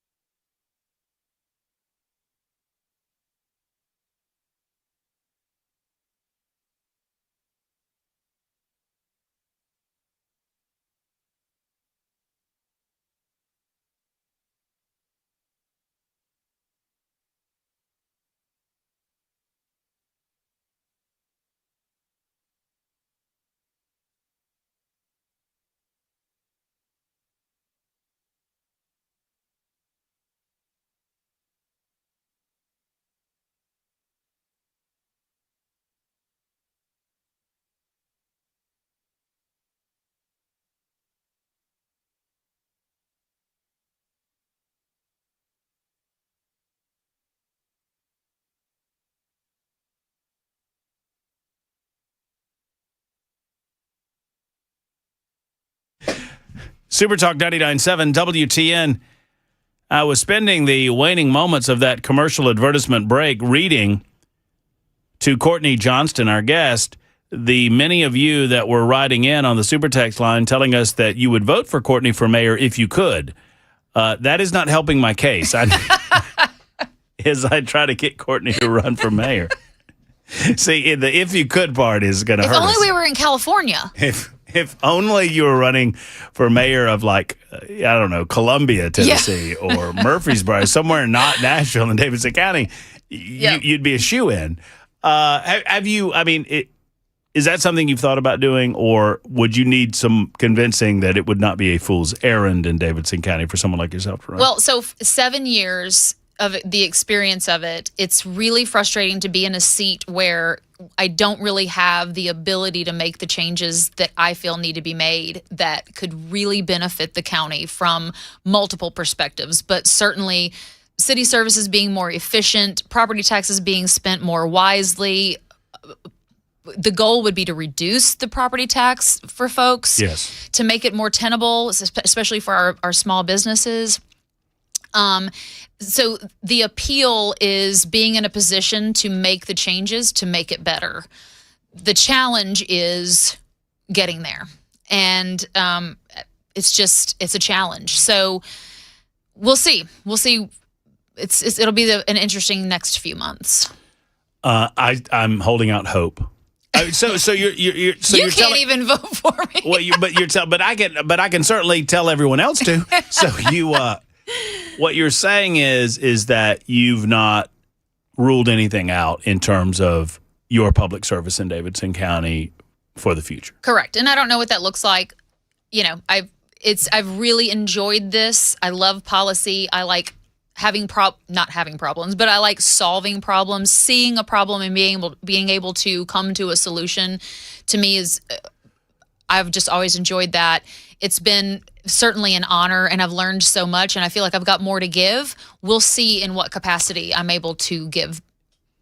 Speaking of the unknown and political unknowns, does anyone on the Metro Council have any idea when you will find out how many seats will be up for re-election next? I mean, I remember this law passing. This law passed like before last election, remember? Oh, yeah. And I'm like, wait, this is way too close. And the council successfully argued that it was way too close. And here we are a year before the next election cycle for the Metro Council and for the mayor's office, and we don't know how many seats are up for grabs. It is in the hands of the Supreme Court, where it has been for quite some time now, and they could issue this decision this afternoon. Who knows what's going to happen? So we just wait on it every day. Has the council done anything regarding looking at a redrawing of district lines, No. or are they waiting? No, and the law is up to 20. It doesn't mean you have to have 20. And so what is the best structure? Is it 13? Is it 20? Maybe so. Once you decide how many people, then you decide, well, how many districts? Because currently we have 5 at-large and 35 districts. Well, do you even need at-large anymore? We have to have those conversations. We have to have conversations on when you go from 20,000 constituents to 40, 50, possibly 60, does that become a full-time job? How do you compensate for that? We're rebuilding the legislative branch of this county, and with zero time to do it. We are less than a year away from the election. It's very frustrating. All right, so Courtney Johnston, thoughts? Yes. 40 too many? Yes. Okay. Where's the right spot for you? Have you thought about it? You know, probably somewhere between 13 and 17, I think is fair. Get an odd number so you don't have tie votes. Right, exactly, so you don't have to tie break. Yeah, I just think, back in 1963 when we were created, it was literally a combination of the 20-person county government and the 20-person city government. Is that how it began? That is how it began, and nobody wanted to give up their seat. So they said, okay, after several years, they said, okay, everybody keeps their seat, and we're just going to have this one metropolitan 40-person council. But it was very, very part-time, and it made sense because it was 1963. We are now nowhere near what 1963 was, and we have very complicated financing things that we deal with on a consistent basis. It's a very dynamic, economic, and tourism-driven county. So there's just lots of very complicated things that deserve full-time attention, in my opinion, which is why I have put full-time attention to it for 7 years, even though I'm a district council member. And I just think it deserves that. So we just have to figure out what that looks like for Nashville. And we don't know if what law is going to be held up. It's just 06, 07. I've got so many topics to bring up in the last 5 minutes of our conversation, but 06, 07 asks, I voted for her 2 years ago in the 5th Congressional District primary. Thank you. We would love for her to move to Columbia and run for mayor. Okay, that's either here or there. I love Columbia. I love that city. That's my new big town. It really right? is great. My question is, do you have any thoughts about the outcome of the 5th Congressional District primary this time around? I was a little emotional about it, actually, Thursday night. I was very happy. I mean, I ran 2 years ago for a reason, and it was not because, I want to be in Congress. I really felt like we were lacking with the current representation. And so I think it would have been probably a different outcome had the current district right now that I ran in 2 years ago, if that makeup was the same, we likely would have had a different outcome. With the redrawing of the district, it really sort of became an open seat where people didn't know Andy Ogles. They didn't really know Charlie Hatcher, but it's a lot of farmers out there. It was very heavy agricultural. The other thing is 2 years ago, we ran a good race and we raised a lot of money, and we forced some of the outside groups that were supporting Andy to spend a lot more money than they anticipated. And I think it burnt them out. So the support, the outside support that he had 2 years ago, he didn't have this time. And he's terrible at fundraising anyway. So I think a lot of things came together. It was sort of the perfect storm. And Charlie Hatcher there's just not a better, more salt of the earth good person. And so I'm very happy for him. No, that's well spoken. I can't say it any better than that. All right, real quick. You and I have talked about LPRs, and I've offered support of LPRs. These flock cameras it's a different beast, and some of the new technology concerns me greatly because we go from putting an input into a system and getting an outcome to having a more broad-based surveillance type situation. And I'm not saying that that's specific to the cameras we're seeing today, but they have the ability to move to that very, very quickly once the infrastructure is in place. I've changed my position on this a little bit. Have you? I think, with any technology, capabilities expand very quickly. I mean, it's just a very dynamic, it's just a dynamic deal. I think LPRs still are incredibly valuable from a law enforcement perspective, from locating a vehicle, whether that's because it's stolen, whether it's because a child has been abducted, whether it's because it's a silver alert. It is an incredibly effective tool, maybe the most effective tool for law enforcement. And so I hear the concerns. I know that there are flock cameras that have capabilities. The cameras that we were talking about didn't have those capabilities. That's Could right. you add those accoutrements? Probably, but only by ordinance. Like, they couldn't just secretly do that. And the other difference is Nashville owns the data, not Flock. So when we have our data that we hold for however many days, I think it was 60 days, maybe it's 30. It's been so long. Flock is not holding on to that data where anyone else can get it. It's owned by Metro. And so it's just now that this has blown up in a lot of ways, and even people that were supportive, to your point, you were supportive, and now you're a little bit concerned. I'm a little skeptical. I want to dig down into the details. And I think it's worth a conversation because, again, I don't know that there's any police department out there that's like, we're good with recruiting. We've got everybody we need. No problem here. Right. So we have to supplement that. And the only way that you supplement it is with technology. That a one camera can do what 1,000 officers can do. The way that I've put it is that there has always been in our nation, our great nation, in our state, there should be a natural tension between freedom and security. Yes. And so if it, the pendulum swings too far in one way or the other, you have trouble, and you've got to keep that balance in place. And it's the balance is exactly what we are looking for. And I think if you were to read the policy that we passed 100 years ago now at this point, it was what, 4 years ago? I don't know. It's been a hot minute. If you read it, it's extremely restrictive. And so, you've seen some things where, oh gosh, this person over here in Missouri or wherever it is, they were accessing the database. Well, you knew that because their systems were in place and this person got punished. That's how that works. And we put together a really restrictive framework where it was still beneficial for public safety, but protected privacy and kept that balance. Real quick, 2 questions kind of in rapid fire succession. Number one, on the issue of property taxes, are the folks in the Metro Council hearing from business owners? Do they believe them? And do you welcome an examination from a state perspective? I know that speaking of natural tension, there's a natural tension between Metro Council and the state. Hopefully that relationship remains good amongst some of you in the state. But I think state lawmakers are now kind of looking into what they can do to try to alleviate some of the burden that business owners, particularly, but residents in Davidson County as well, are talking about when it comes to property tax.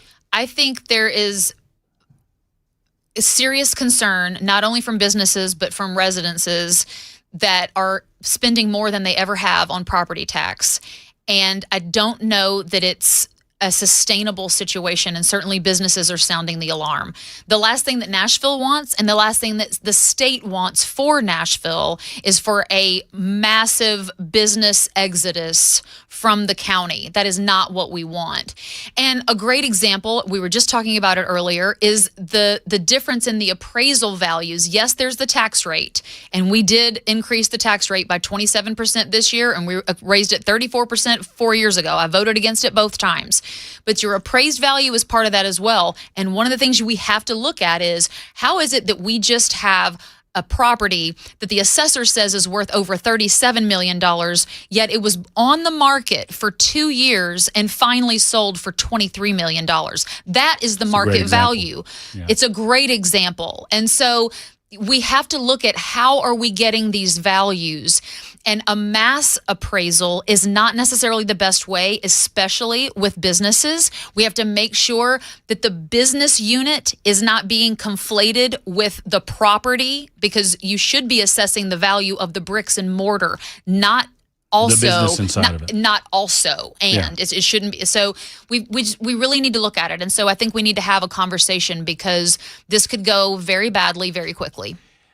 Based on the amount, and my final question, this should be an easy one. Based on the amount of concerns that I've heard, numerous media reports over how they're doing this petition for changing the use of the fairgrounds, I don't see this going anywhere. I mean, because there have been clear examples of dishonesty going on for the petition, the people that are driving the petition, and whoever's training them. They've soured the milk, and I don't understand how you can go forward gathering signatures when so many people are coming forward and saying, "Oh no, I didn't know what I was signing. They misrepresented what I was signing." Do you share those concerns, and do you feel as I do that this has been soured? Well, yes, I think there's definitely a stigma over it, and there's things that have been brought to light that are unsavory, for sure. You know, we'll see if they get the number of signatures. They have a finite amount of time. I think it's September, mid-September sometime, that they have to have 45,000 signatures or something like that. So it's quite a few. They're definitely working hard at it. They're all over the place. So we'll see. If you realize that you signed thinking it was one thing and now you realize it's the other, you have to call the clerk. And tell them. And tell them so that you can remove your name. You can't just say, well, I didn't mean to do that. So there has to be action on your part to call the clerk to have your name removed. Otherwise, it's counted, whether you wanted it to be or not. And so it's going to be interesting to see how it plays out. I'm all about the democratic process, and if you feel like you want this to go on the ballot for whatever reason, then sign it. But you shouldn't sign it based off of what people are being told, because what you're being told is not the truth. By the way, I think 4612 speaks for all of us, that when we have Mayor Courtney Johnston as mayor of Nashville, we're going to have a casino and a giant Ferris wheel where the old stadium used to be. Okay. Is that fair? Just, I mean, Sure. You heard it here. Hey, Jackson. Yeah. You hear that? Jackson can vote for you. You can. Yeah, he lives in All Davidson right. County, so there you go. Thank you for stopping by. Let's do it again For very sure. soon. It's very informative. Courtney Johnston with us for the full hour. Jack Johnson, not to be confused with Johnston, coming up next hour to talk about the state's role in determining what to do about property taxes in Davidson County. That's on the way next.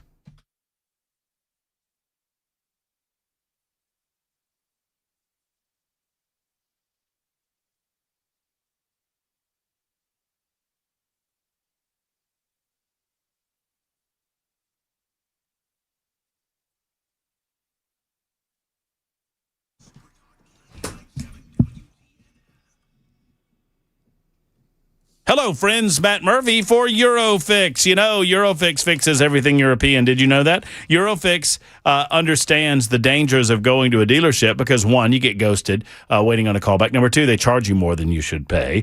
Eurofix doesn't do these things. Their service areas are spotless. Their waiting rooms are clean and comfortable and inviting. Eurofix cares about every aspect of your auto repair experience.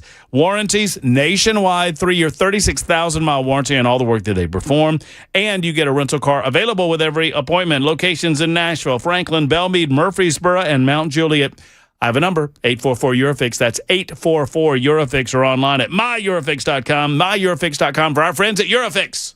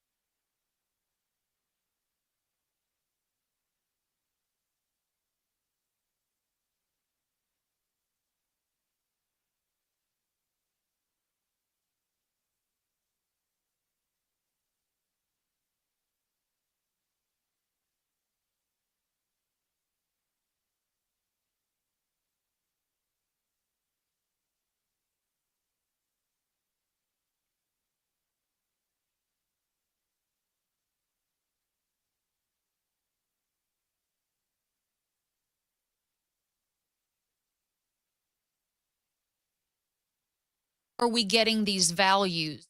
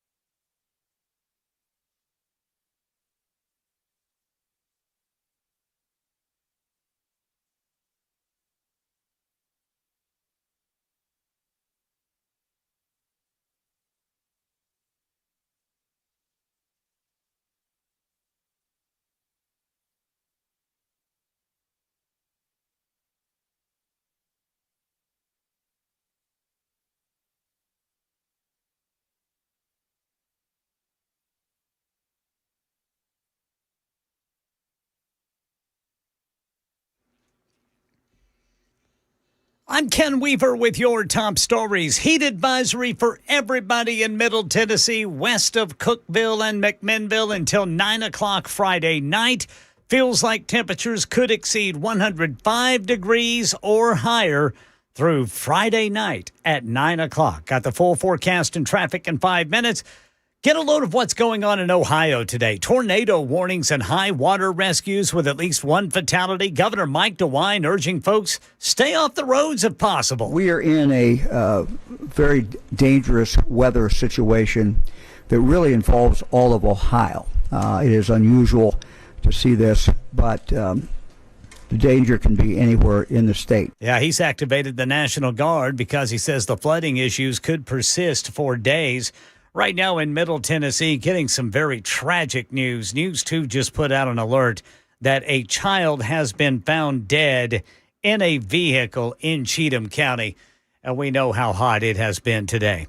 Also in Nashville, a lot of reaction to the proposed no ride on red light ordinance as a way to improve pedestrian safety and advance Nashville's Vision Zero initiative, which seeks to eliminate traffic deaths and serious injuries.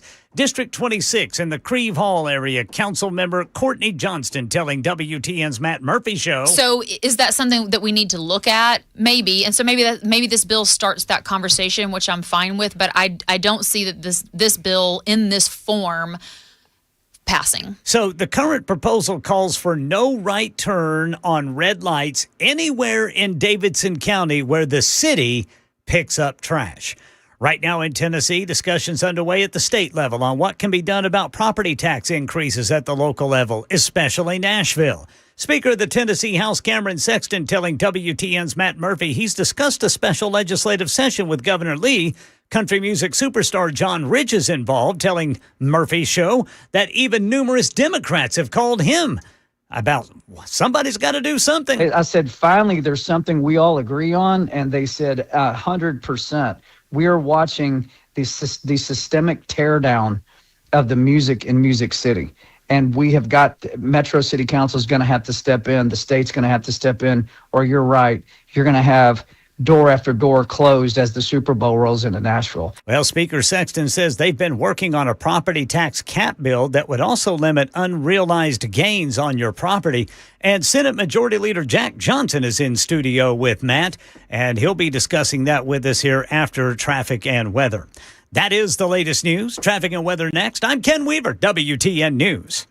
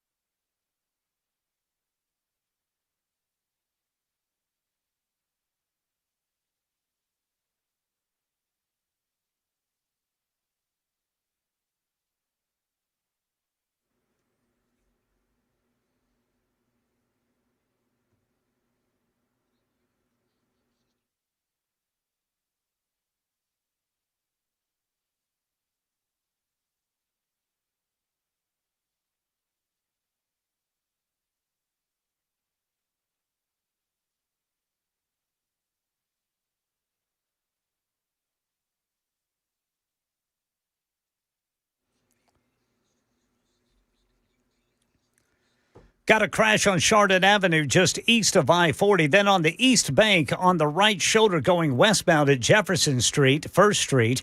Berry Hill, a crash, 65 northbound at Armory Drive. Sylvan Park, 40 eastbound past White Bridge Pike, Briley Parkway West. And in Williamson County, a crash now 840 eastbound near Carter's Creek Pike. It is like a parking lot right now. Northbound 65 up to the South Loop, eastbound South Loop to 65, both directions of 40 between downtown and the 440 split, especially if you want to continue eastbound 24. That is going to be bumper to bumper past Briley Parkway. Eastbound 440 is like a parking lot getting over to 24 from 65. And then looks like eastbound Briley Parkway in West Nashville is a parking lot trying to get up there to Highway 12, Ashland City Highway. And then the construction, northbound 65 up there to Goodlettsville, you're coming to complete stops. So is westbound 24 before you get to Jolton. I'm Ken Weaver.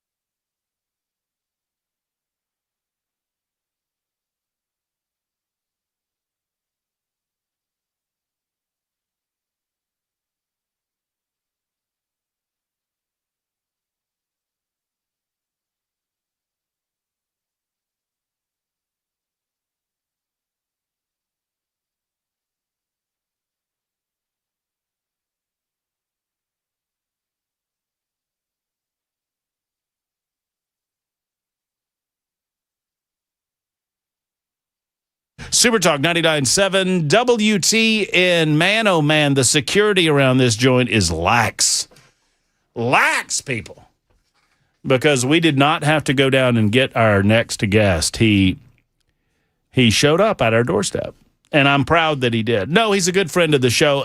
My goodness gracious, the number of times that we've had the honor and opportunity to speak to the Senate Majority Leader, I feel like he should have his own card key. His name is Jack Johnson, and he joins us not just in the 5 o'clock hour, but it's my understanding, Jackson, that if Jack Johnson is willing, and I think I have it on good authority that he is, that he has agreed to participate in Nincompoops in the News. How excited are you to have another rival? Should Jack throw his hat into that arena? Are you not excited about that possibility, Jack? I'm down to compete. You're down to compete. Yeah. You sound like a proud Vol on any given Saturday in the fall, buddy. Can you do this segment without me so I can go find a story? I don't have a nincompoop.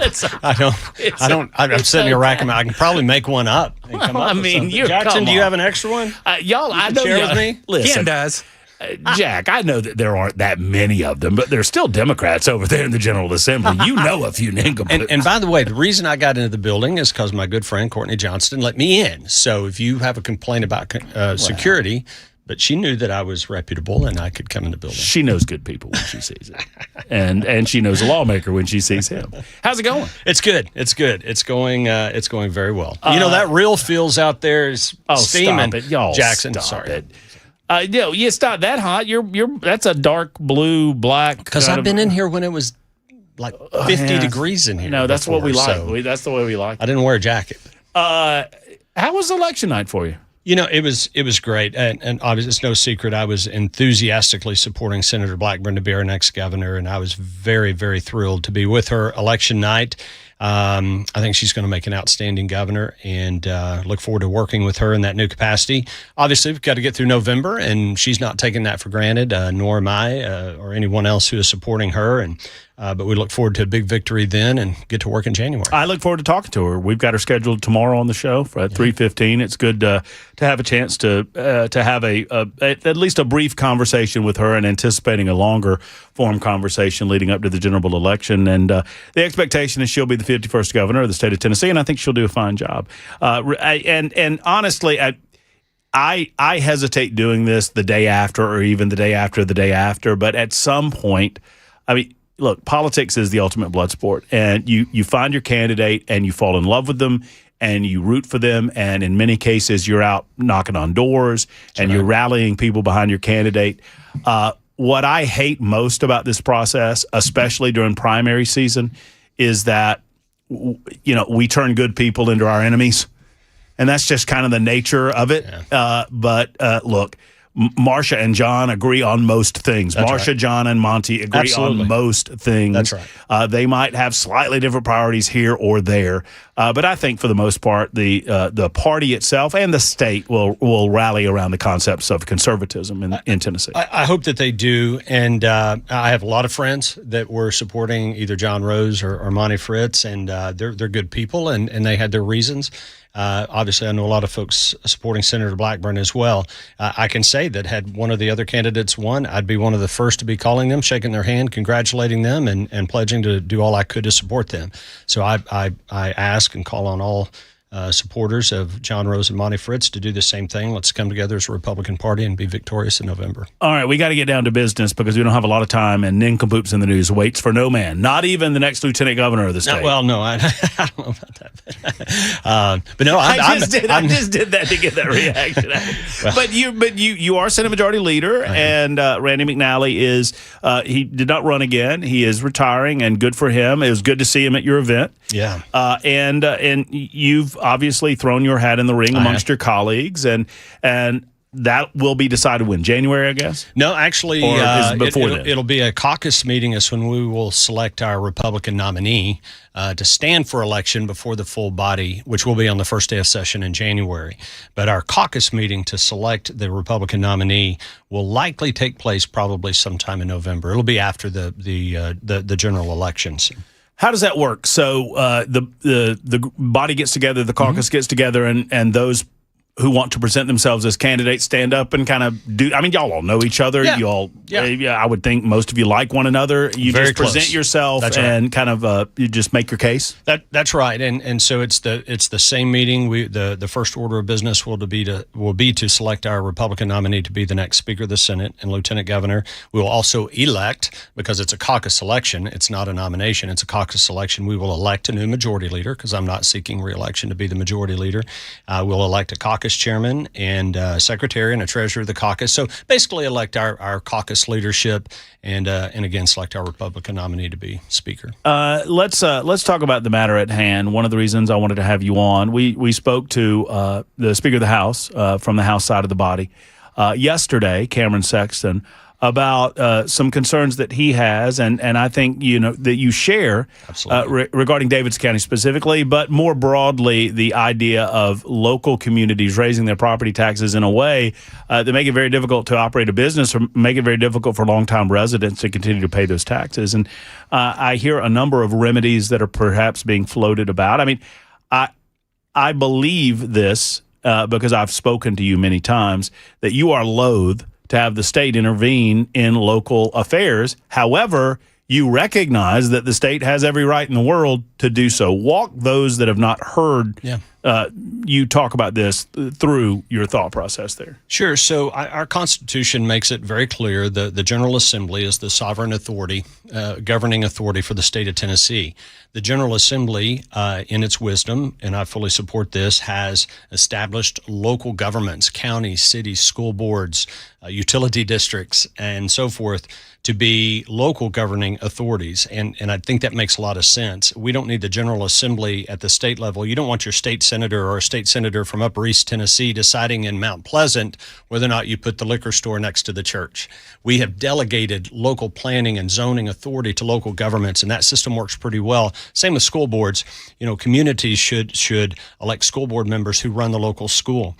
But we have to recognize that those political subdivisions, and that's how they're officially referred, those political subdivisions are created by and accountable to the state of Tennessee.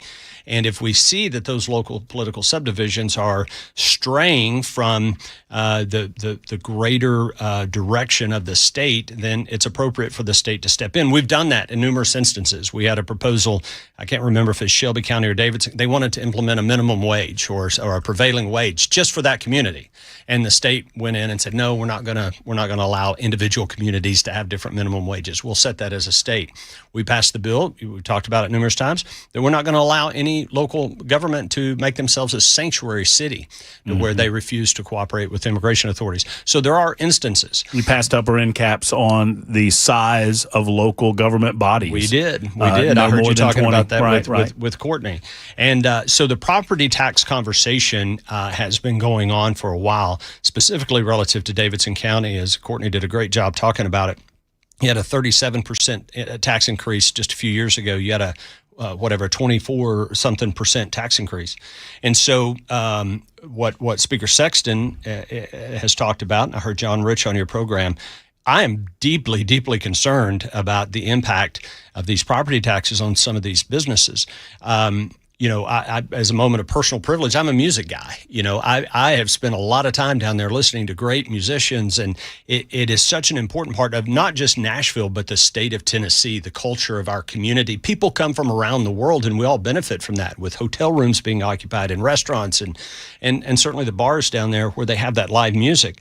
And so I think it's altogether appropriate that the alarm bell is being rung relative to, will those businesses be able to survive these property tax increases? So that's what we're having serious conversations about right now. And what could or would that potentially look like? Have you gotten to the point that you're talking about specific potential plans of action? Would it, and I know Cameron and I spoke about the possibility of the governor getting involved with a special session, and I was a little bit confused about that aspect of it.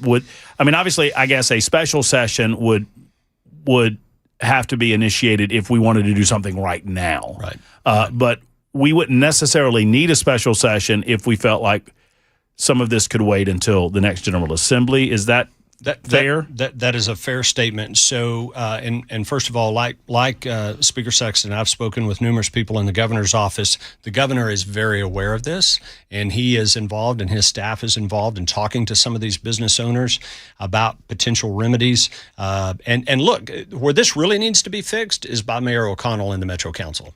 They're the ones who created the problem. They need to fix it. That's what needs to happen. But absent that, certainly I think it's altogether appropriate that the state look at possible remedies, whether that's when we come back in January, sooner if necessary. And I don't want to get into the weeds, but we actually passed legislation that I sponsored on behalf of Nashville and other interested parties. We created a tourism zone down there, Matt. It's called a Central Business Improvement District. And it's a geographic zone where they are assessing and collecting specific taxes that are going into a fund to support those businesses. And so that's one of the options that I'm pursuing, and I've asked others to look into as well, because it's been tremendously successful. When the convention center was built back however many years ago, we created this tourism development zone, and they have collected an enormous amount of taxes over and above what is necessary to retire the debt of the convention center. And we're using some of that money to help the East Bank Authority with the new football stadium. And so we specifically gave that entity the ability to give grants to some of those businesses. And now there's other priorities for the money. That's one option that we're looking at. But I hope that Mayor O'Connell and members of the Metro Council are hearing these business owners, and because to see these music venues shut down, there's no place in the world like what we have on Broadway. And whether you're a music fan or not, I'm from Central Texas near Austin. They call themselves the live music capital of the world. They're not. Nashville is. I mean, on any given Tuesday at 2:00, you can go down and hear some of the finest musicians on the face of the planet. Right. And we have to preserve that. Well, and there's a reason that we see the conventions coming into town that we see. It's not just that we have the hotel space. It's not just that we're a cool place to be. They do so in part because of the food scene, in part because of the music scene, in part because of the life that they can get outside of that convention space. Right. And they're looking for that. And by the way, hey, Ken, are you listening over there? I am indeed. Ken Weaver, let me tell you something. I'm gonna. Yes, sir. Yeah, do you mind, Jack? Hold on. I'm gonna talk about you right in front of you. Hey, Ken, did I tell you that Jack Johnson says that he likes to listen to live music? Yes, sir. He plays live music. I do know Ken? that. And he let me tell you something. I said this after I saw it out in Leaper's Fork. This is not some schmo that is a politician that gets up on stage and can pluck a bass. Right. This man is playing good music. Yes, I hear that from a lot of people. His band it's like the Austin Bottom Boys or the close. Good enough. We'll take it. Austin, we'll take it. It's not that's the Soggy Bottom Boys. I think I was thinking of Brother, Where Art Thou? I know Austin somewhere in the name. The Austin Brothers. Yes. The Austin Brothers. That's right. And you plug yourself. You play at Fox and Lock once a month? We do. We play out there once a month. I've done that for years. And as I tell y'all sound good. Well, thank you. Thank you for that. I am mediocre at best. But the great thing about playing music, and it ties right into what we're talking about this important culture that we have in Nashville and the ability to go see such incredible talent, is this town is full of the world's finest musicians. So if you're kind of a wannabe musician kind of person like me, you get to surround yourself with some of the best in the world. I told a real quick story, because I know we've got more important things to talk about, but this happened to be at Fox and Lock. I came into town before Erica came into town. And I'd been here for a while, and so I stomped around and I visited a lot of Robert's Western World and Bootleggers, all these different places, and saw some of the great bands. And I'd been to Leaper's Fork because I'd heard about it. And E came up one weekend, and we went to Fox and Lock. I got a fried bologna sandwich, as I normally do. And we're listening to this young artist, and he was good. Don't get me wrong. And Erica says, he's good. And I was like, yeah, he's really good. No, he's really good. I was like, yeah, he's really good.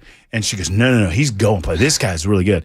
And I said, I'm not taking anything away from this guy, but there's 1,000 of them. Yeah. I said, you were in a town, and that is with all due respect for how good this guy was. Yeah, absolutely. But you just don't. So you're not accustomed when you're coming from other places. You're not accustomed to every joint you go into. There's another great artist doing great work. That's right. And we have that here, and we can lose it if these businesses shut down. Is the point? If we allow them to be taxed out of existence, I tell people that if I lived in just Peoria, Illinois, I would be maybe a decent guitar player in Peoria, but in Nashville, Tennessee, there are so many incredible guitar players, and you can see them up and down Broadway, and we have to preserve that.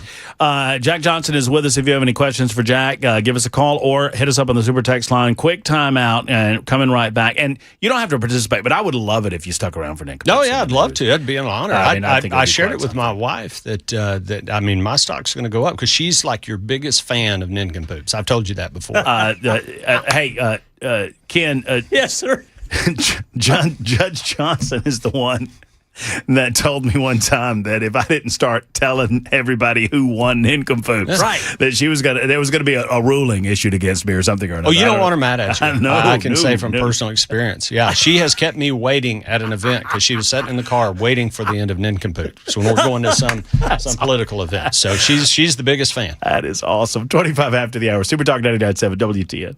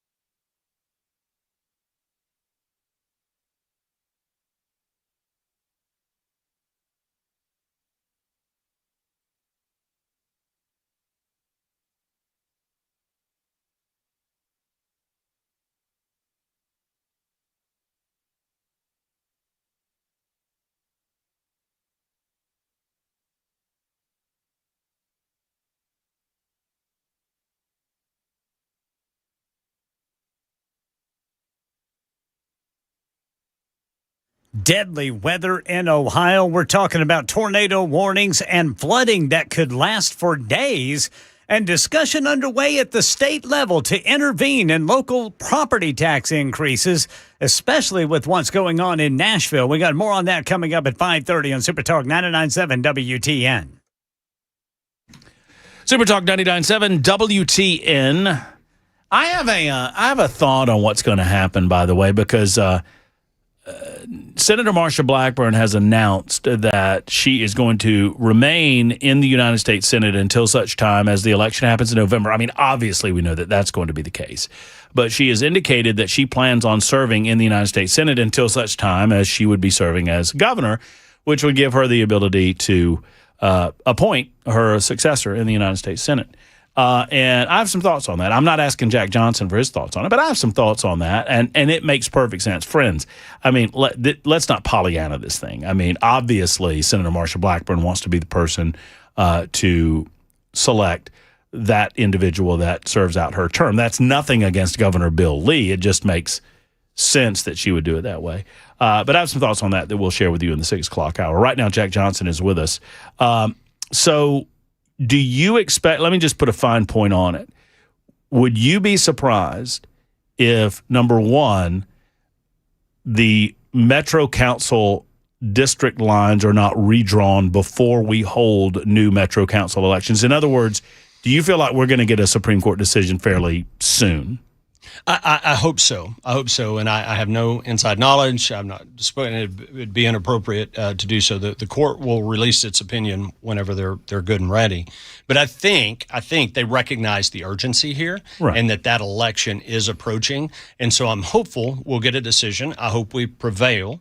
And that it comes down sooner rather than later, because Metro government does need to, they'll be tasked with drawing their new districts, deciding how many, up to 20, as I heard Courtney talking about, will there be any at-large, be all district or whatever, and they get to decide all that. They just can't have more than 20 council members. And they need some time to get that done, and then obviously people need time to be able to campaign. And that election is fast approaching. What is it, August of next year? It's a year, less than a year. So it's less than a year away. So I'm hopeful that the court will come down with their decision, and I hope we prevail. Do you believe that by the time that there are votes happening in Davidson County, that there will be some movement on the issue of property taxes? So I was asking that question to set this question up. Do you think that there will be some movement in the General Assembly to alleviate some of the pressure that is being felt in our community? I do. And this conversation we're having right now about downtown Broadway and the music establishments and the prospect of some of them literally being taxed out of business. How absurd is that? It's very frustrating that we're even having to talk about it. I think the ball was moving. We were advancing towards some type of a statewide cap or limitation, guardrails if you want. We're one of only, I think, 30-something states have some type of a limitation on what local governments can tax. Mm-hmm. But there are some complications. We've talked about that some. I won't get into those right now. There's some constitutional issues, impairment of contract issues, and those types of things. So, but I think this is going to add fuel to the fire, and we'll definitely take it up and hopefully get something passed. And that'll be in place before those August elections for Metro. Jack has agreed graciously to be a part of Nincompoops in the News, and we're about to get to the real news and then to the Nincompoops in the News. And I've got an update on who won yesterday, Jackson, and you're not going to like it. Yay! 33 after the hour, Super Talk 99.7 W. I think we know now. 33 after the hour on Super Talk.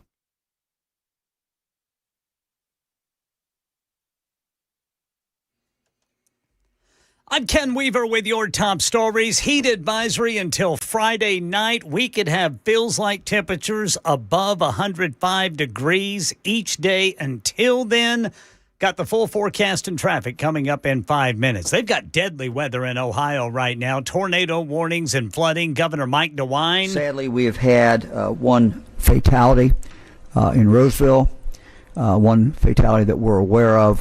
This was an individual who died simply because they had an emergency and they could not get to that individual. He has placed at least 2 counties under states of emergency, and he expects more.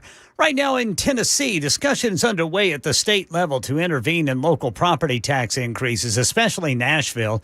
District 26 council member in Creve Hall, Courtney Johnston, telling WTN's Matt Murphy show today the council hears the concerns from the business community. The last thing that Nashville wants and the last thing that the state wants for Nashville is for a massive business exodus from the county. That is not what we want. Johnston says business property values should not be conflated with the property. They should just be brick and mortar. This could go very badly very quickly. Speaker of the Tennessee House, Cameron Sexton, says he has discussed a special legislative session with Governor Lee. And you just heard State Senate Majority Leader Jack Johnson with Matt Murphy. He is not for the state to get involved with local issues usually, but he says this is something that threatens what makes Nashville a global attraction. I am deeply, deeply concerned about the impact of these property taxes on some of these businesses. I, as a moment of personal privilege, I'm a music guy. I have spent a lot of time down there listening to great musicians, and it is such an important part of not just Nashville, but the state of Tennessee. Senator Johnson says the issue really needs to be fixed by Mayor O'Connell and the Council of Nashville because they created the problem. But Senator Johnson says it is appropriate for the state to look at possible remedies. That's the latest news. Traffic and weather next. I'm Ken Weaver, WTN News.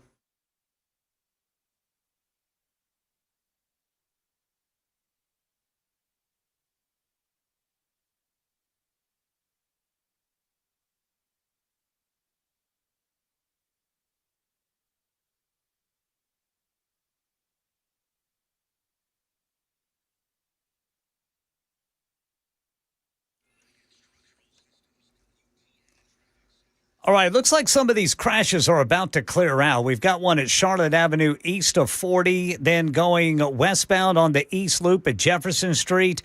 Right now, Berry Hill 65 northbound at Armory Drive. Got one in Cheatham County. This is an injury accident. 24 westbound at the Springfield Ashland City exit 24. In Hermitage, a crash on the off-ramp, partially blocking the 40 eastbound off-ramp to Stewart's Ferry Pike. And then checking the usual slowdowns this time of day, we are still a parking lot northbound 65 trying to get up to Goodlettsville. Things have cleared out a lot going westbound to get up to Jolton, but both directions of 40 between downtown and the 440 split are like a parking lot. So is eastbound 40 over to 24. Then that continues eastbound 24 beyond Briley Parkway. I'm Ken Weaver.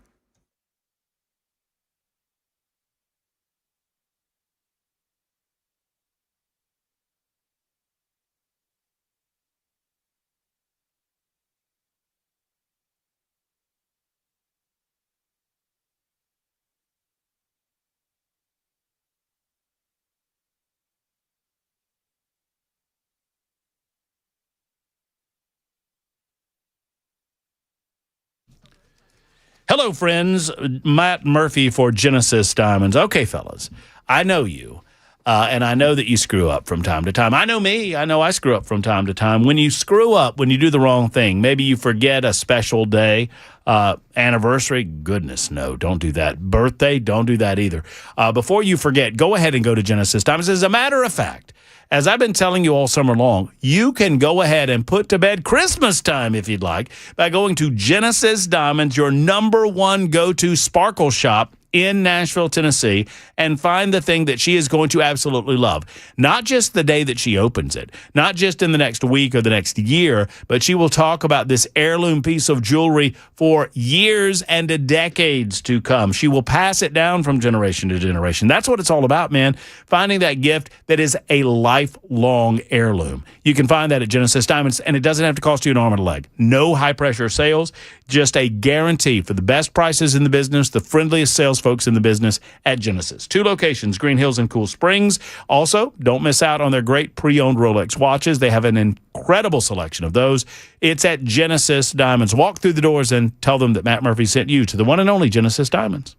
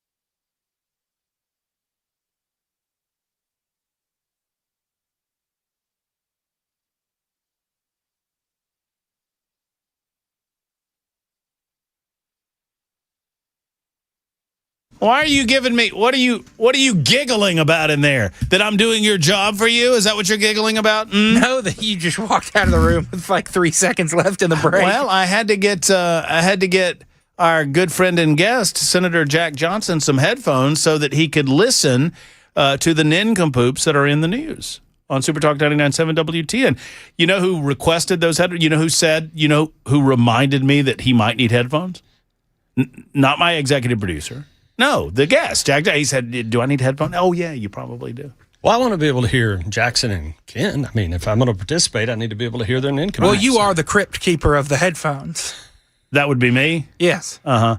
I have a big note that says that borrowing things without permission is stealing. Exactly. So I don't touch your things. I don't touch your things. There are very few things in life that just, well, I take that back. I almost lied. I almost said there are a few things in life that annoy me, but there's a lot of things in life that annoy me. But people that, people kept borrowing my headphones. So I just put up a note that said borrowing things without permission is stealing. Oh. I mean, I think that's fair. He doesn't like people to touch his things. Hey, Ken Weaver. Yes, sir. You know who won Nincompoops yesterday? Me? You. That's exactly right. Let's play Nincompoops in the news. Super Talk 99.7 WTN. Let's go. That win is under protest. Nincompoop's in Look at this big old beautiful trophy. By the way, Ken Weaver is currently the possessor of the nice trophy. It's a big one. Have you seen? You've seen it. I have. You've Yeah, seen it's this. impressive. It's very nice. Very It's impressive. over there in News Closet B, which is not very impressive, but the trophy's pretty nice. Ken's got it right in front of him. If you're watching on Talk TV, you can see him displaying said same. It is time. You know what the news is. You've just heard Ken Weaver deliver some of the headlines. You've heard Matt Murphy opine on said same. It is time to go a little bit deeper, to go all across the volunteer state, all across these 50 United States of America. Nay, the globe. Nay the globe, Jackson. Nay the globe. Nay the globe. We had a global nincompoop situation yesterday. All three of our stories, first time it's ever happened, global nincompoop stories, and Ken Weaver came out on top. Yeah. Jackson is protesting, but Jackson had no access to the super text line yesterday, Ken, so it's difficult for him to... That's probably why I won. Yeah, well, you know what? He did come in here at 7 o'clock last night and check how many people voted for him. He So was trying to arrange things. he was, yeah. He said that he wanted to make sure that certain family members voted for him. He was pulling a Georgia. What? He was pulling a Georgia. Well, what does that mean, During Ken? the election. Oh, I thought... I immediately went. No, Ken, I was not doing 125 miles an hour on the highway. I immediately went to Georgia football. I thought Ken was accusing Georgia of pulling some shenanigans. Well, Ken, that means you get to pick the batting order, sir. All right. What's on your mind? Okay, let's go. We're going to go Brother Weaver. Going to go Brother Murphy. All right. We're going to go Brother Senator Jack Johnson. Oh, no. And then we're going to go Brother Jackson. I don't. You could, Jack. You could pass. It's okay. Yeah, Jack could pass. I always try to be prepared when I come in here, but I didn't. Jack's got lots of notes. You just tell us some of the nonsense y'all are going to do next year in the legislative session, and you'll win. Well, Ken Weaver, that means you get to go first. Take it away. All right, here we go. A speeding Tesla driver blamed autopilot for going 64 in a 45 and demanded to see a supervisor over it.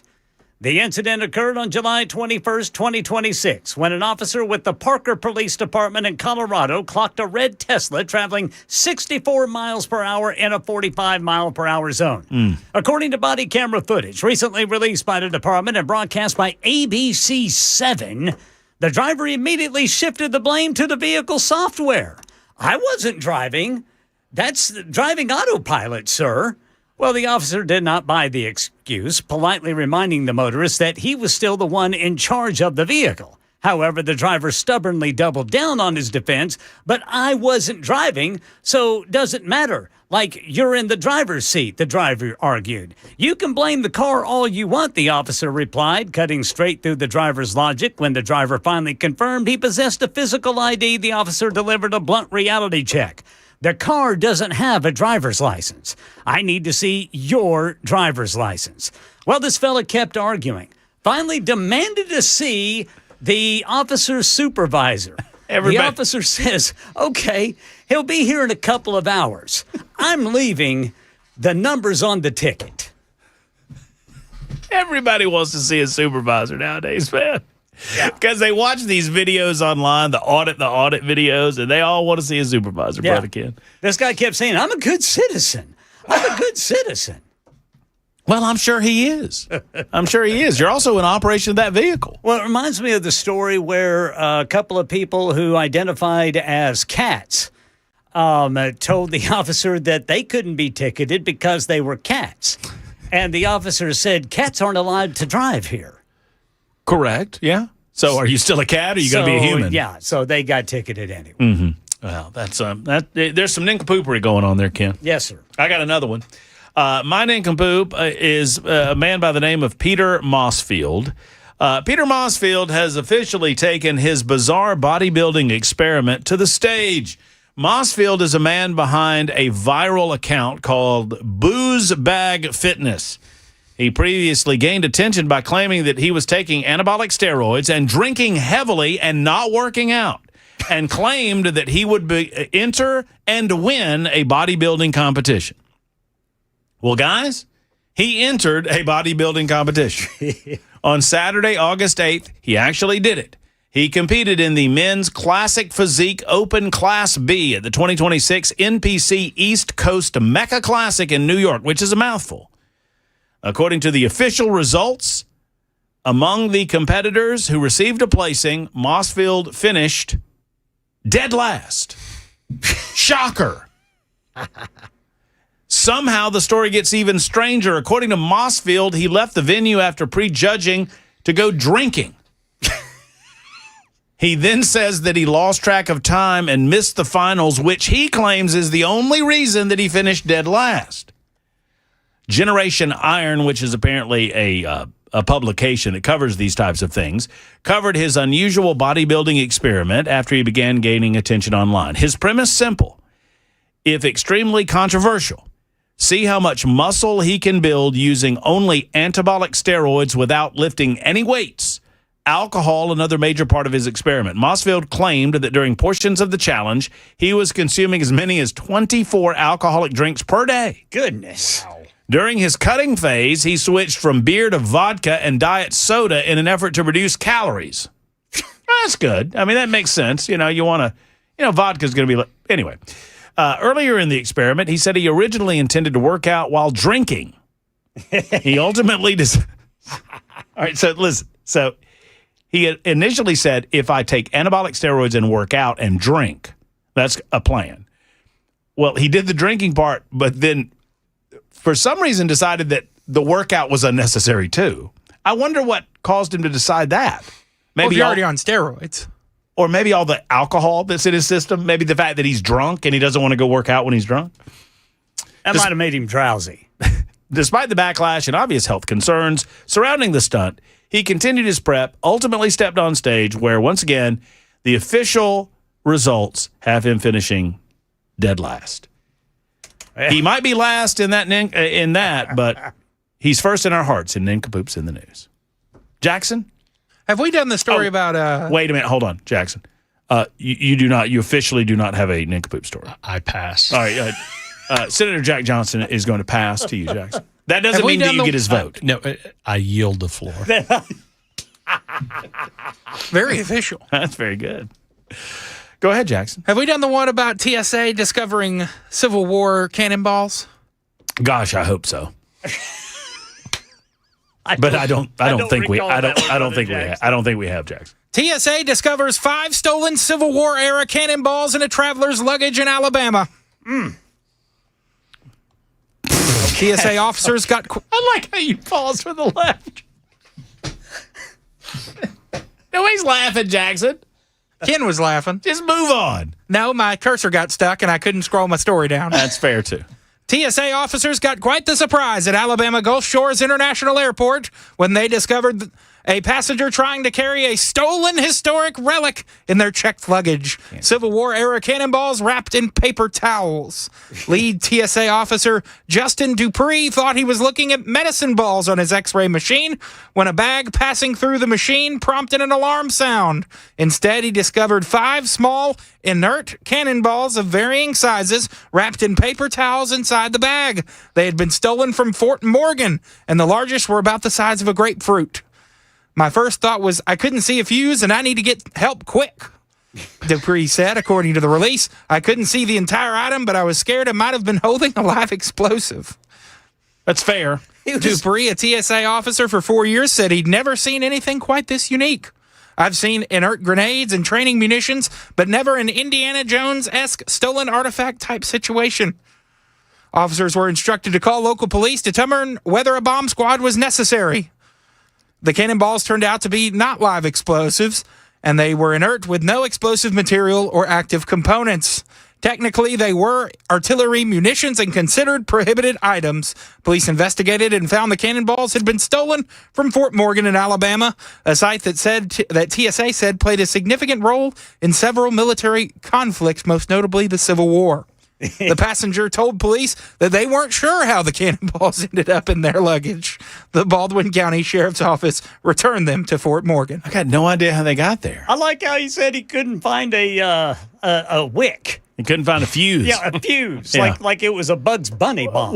Well, yeah. I mean, you've seen those. I see them on the emojis all the time. You know, the little bomb action with a little fuse going on. I've been down to Fort Morgan too. It's those cannonballs are around. A little bit difficult to quote accidentally. Yeah, that fella's in trouble. Yeah, Did you he's take in one, trouble. Matt? I did not. I did not accidentally take a cannonball. Yeah, when Matt did it, it was on purpose, and that's why he's not an nincompoop. By the way, speaking of nincompoops, your online poll for Nincompoops in the News on the YouTube chat. Yes, sir. You can vote for Ken. Yay! You can vote for Jackson. You can vote for Jack, or you can vote for Jackson. Those are the four choices. What about you, Brother Murphy? I bet old boy takes credit for the Jack votes, too, because Jack Johnson is getting votes. What does that say? I don't know. This name of the segment is Nincompoops in the News. It's not named Nincompoops in the General Assembly. So that, you can take comfort in that. Vote early, vote often. We'll be back in a moment.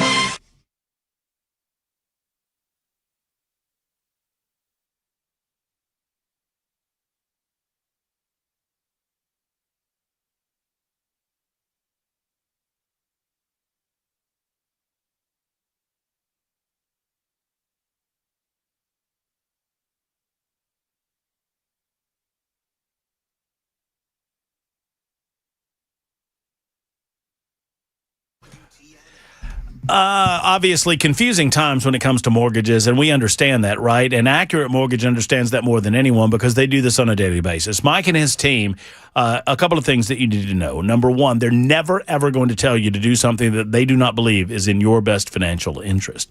I wish that they could say the same for some of these online lenders, but frankly, they don't know what's in your best financial interest because they don't know you. They don't know this community. They don't understand the ins and outs of the Nashville marketplace, and they certainly don't have to look you in the face at the ball game or at the grocery store and know that they did right by you. Mike and his team, they do right by you with Accurate Mortgage. Now, whether it's a home purchase, maybe you're in the market, perhaps it's a refinance, maybe you're looking to renovate your current living situation, or you want to pay off some high-interest credit card debt. Whatever your situation, let Accurate Mortgage know about it, and they will get to work for you, preparing the best deal for you and finding the right options for you. That's what it's all about. Accurate Mortgage, NMLS 129944. Rates and terms subject to change. They are an equal housing lender. Go online to AccurateMTG.com. That's AccurateMTG.com.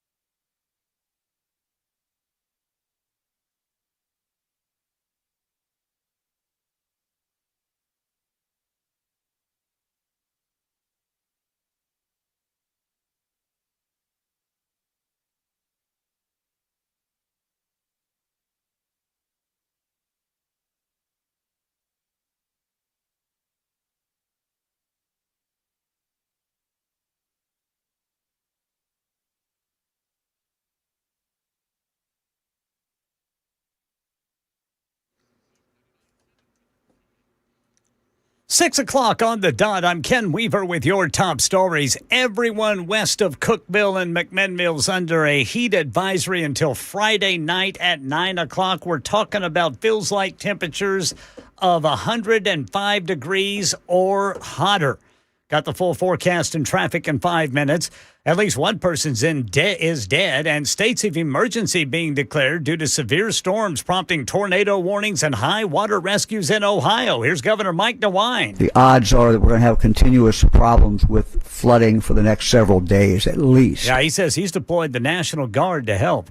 Here in Middle Tennessee, a man tells Channel 4 he can't believe he and his girlfriend were not hurt after someone opened fire on other people at the Brookwood Terrace Apartments in Murfreesboro. They drove off and left. The guys took off running. I was going to pull off, and then someone told me to stop and look at the truck.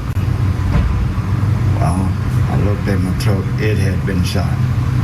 So I backed back up where I was at and just waited. 2 teenagers were shot, but they're going to be okay. The search is on for the shooters. And right now in Tennessee, discussions are underway at the state level to intervene in local property tax increases, especially Nashville. Speaker of the Tennessee House, Cameron Sexton, says he has spoken to Governor Lee about calling a special legislative session. And Senate Majority Leader Jack Johnson tells WTN's Matt Murphy show he's usually reluctant for the state to get involved in local issues. Where this really needs to be fixed is by Mayor O'Connell and the Metro Council. They're the ones who created the problem. They need to fix it. That's what needs to happen. But absent that, certainly I think it's altogether appropriate that the state look at possible remedies, whether that's when we come back in January, sooner if necessary. As for the Metro Council, District 26 member Courtney Johnston telling what needs to happen to save businesses from going under. We have to make sure that the business unit is not being conflated with the property, because you should be assessing the value of the bricks and mortar, not also. The Nashville Property Tax Coalition, according to Fox 17, says more than 300 businesses have joined its effort opposing the tax increases, and estimates that more than 100 local businesses could fail within 2 years if nothing changes. And questions remain about whether NES's new tree trimming policy is worth the extra cutting. There's pushback from some residents. Channel 4's Braden Ross says Metro Council has requested data showing the move from a 10-foot to 15-foot clearance around power lines is significantly reducing outages. 230,000 customers lost power during this year's ice storm, and an after-action review from the Nashville Electric Service found the main culprit was falling trees and branches.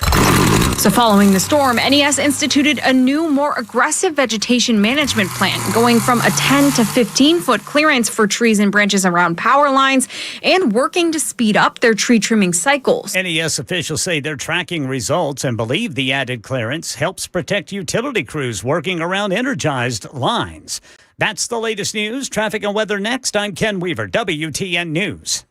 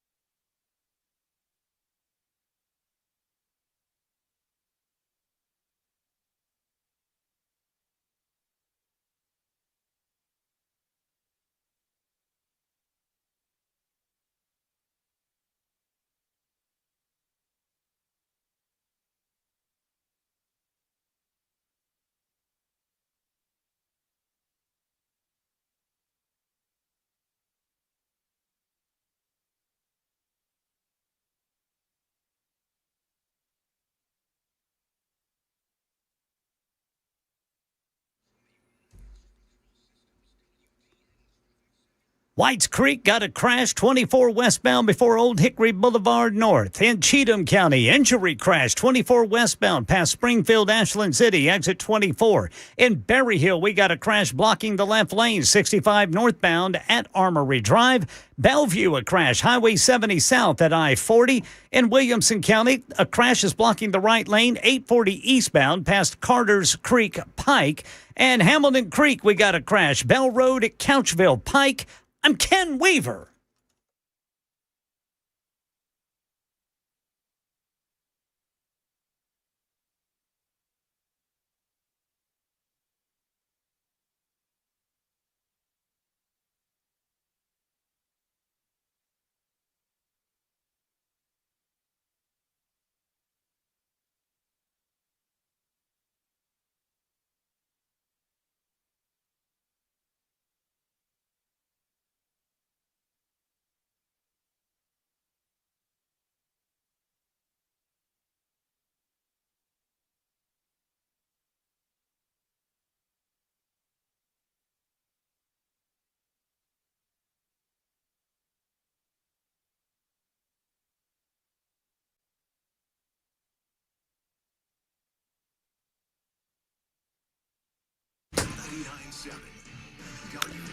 Hello.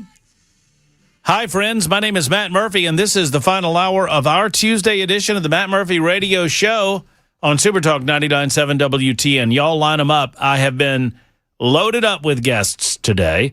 Very good ones. I hope you enjoyed our conversation with Metro Councilor Courtney Johnston. I hope you enjoyed our conversation with Senate Majority Leader Jack Johnson. Two different perspectives on some similar subjects, to include property taxes, and several of you want to speak on that matter. Also, we're going to talk a little space exploration with young Jackson Williams, as he has, is my understanding, watched his movie. I did. You watched the movie. Is there going to be no punishment? No. That's what it was. Remember, what did I give you? I gave you that hat last week in lieu of punishment. How about for not this? Watching my movie. You need to be punished because you were late in watching your movie. The punishment is everything, Jackson. Here's the thing. Here's the thing. I'm not a repeat offender.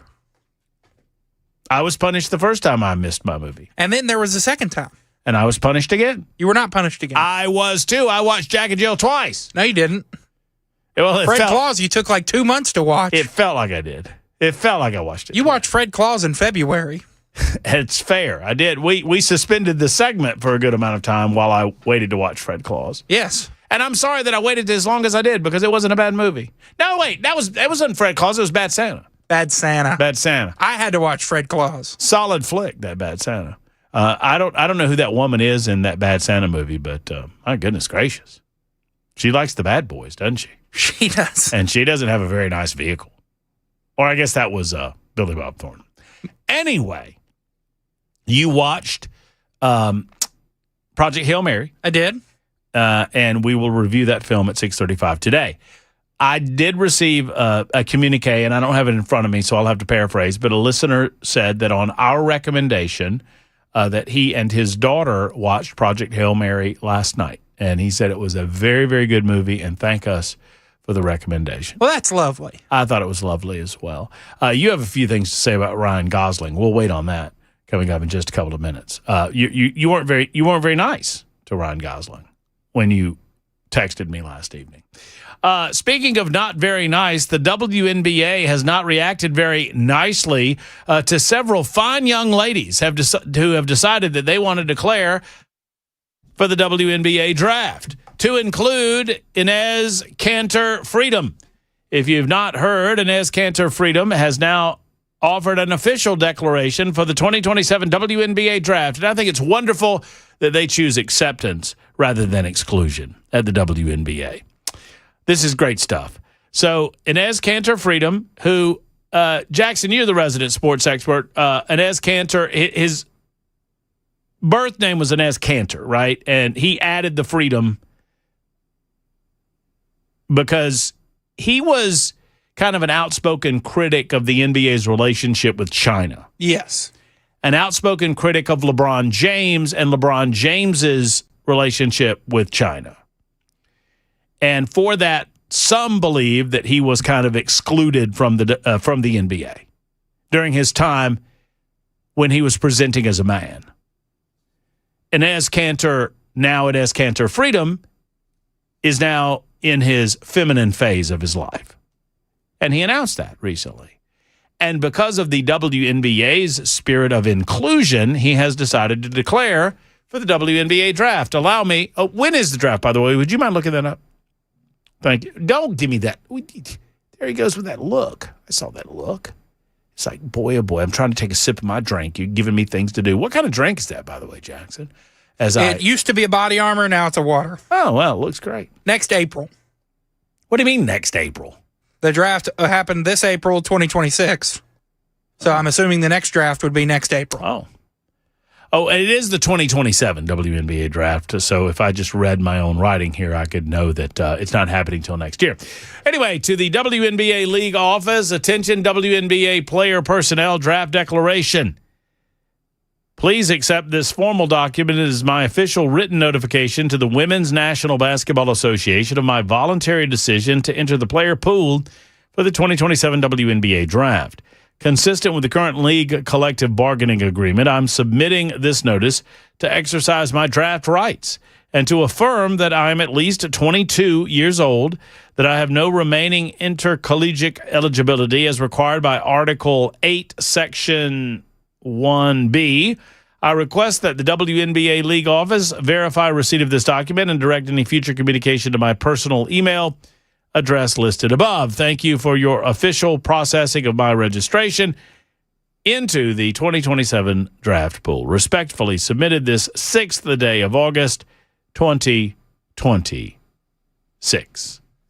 Signed, Enes Kanter Freedom. Congratulations to Enes Kanter Freedom for your liberation from your manly body, for your feminine acceptance, and for your declaration of the 2027 WNBA draft. It is also of note that the WNBA is meeting this week to determine whether or not they're going to alter any rules of eligibility regarding draft consideration in the next year's following draft. We'll report as they decide. In the meantime, many Marsha Blackburn surrogates, have taken a harder line stand on flock cameras than the candidate herself.